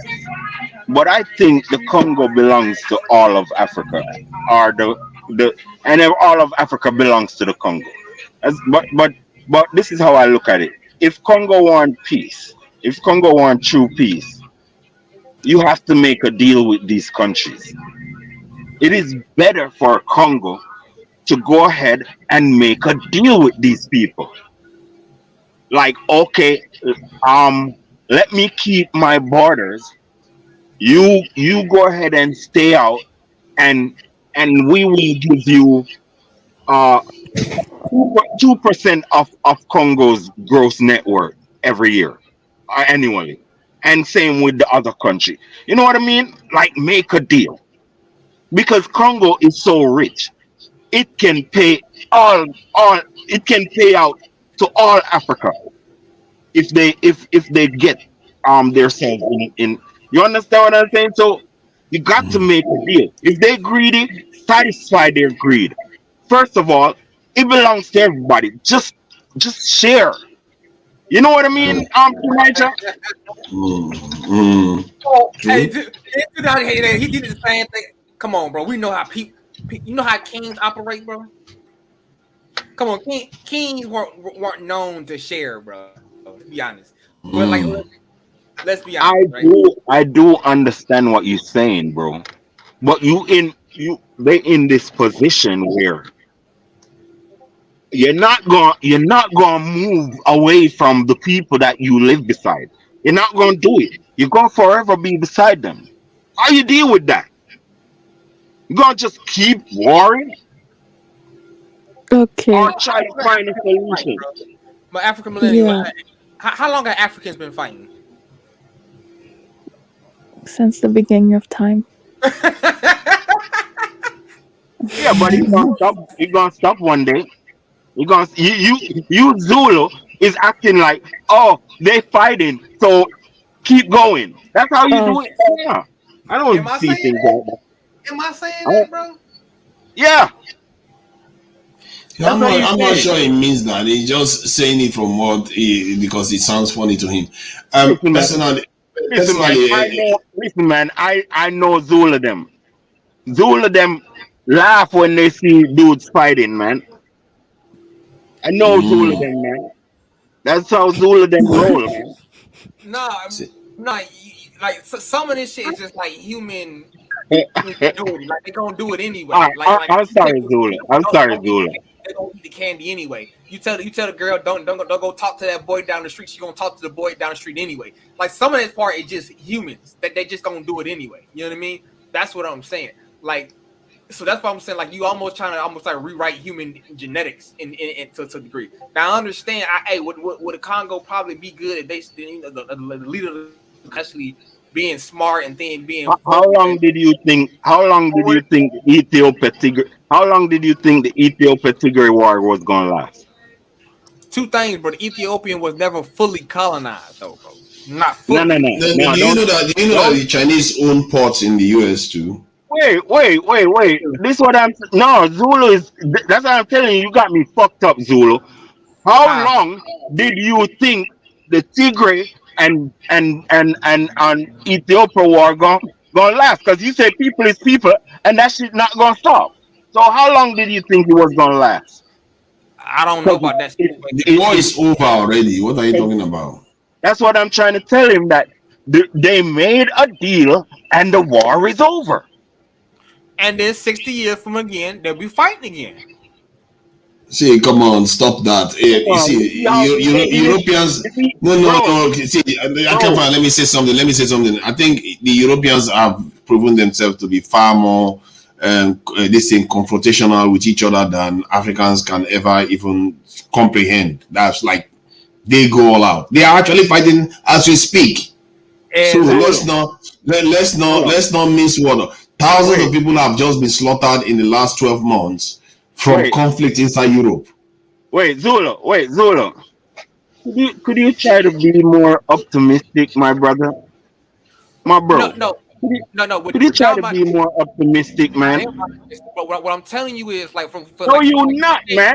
No, you not, man. you cannot be blind to the reality of the pitfalls that are in the world, bro. If you Did walk I around, say that? Did I say that? bro, I'm telling you what you're gonna have to overcome. Now, I'm not one of them dudes gonna like sit here and say, "Oh, that's what you do." I'm gonna tell you that's what you Oh, I know what you're doing. I know that what you're doing, and you need to being that type. do. You want us to know the problem. That's what you want us to know. You But to want know us the to know problems, I no, can't no, find it. Is there anything particularly wrong to know some of the problems we may be missing? yeah, but Like, I'm trying to say, yes, we do know the problem. That's why I don't speak of the problems too much because we already know. But I'm just saying, what are the solutions to these problems? And don't we Okay. think this way? I think Okay. I part of the solutions to our problem is that the diasporans need to become more activated to be towards the continent. That is one part that is completely dead, even by the so-called Africans, recent Africans that left Africa to the West. They don't do anything. Some of them have quite a lot of Nigerians were elected into the Don't smoke cigarette. power structure in in the US and in America, in the UK here too. As a matter of fact, a Nigerian lady almost became the prime minister of the UK. So we don't do anything ourselves. Right. All of them needs to be activated because this is what other countries did when they had people come into the West and they needed to do things. Then they will activate their diaspora, and their diaspora becomes active, supporting them to develop their countries and diplomatically name it. But we don't China, Right. see that. and China did it, bro. Okay. That's what I'm saying. Yeah. So I am tired. So you guys can still stay in the back and talk if you would like, but it just won't be live No, because I'm gonna end the thank panel. you. No, thank you for entertaining us, African Millennium. Um, w- See you another time. See you. All right, Thanks for Two telling me. Niger. All All right. right, King Genocide. Let me. If Zulu is gone, I would have liked to have a word with him. All right then. Bye. Bye.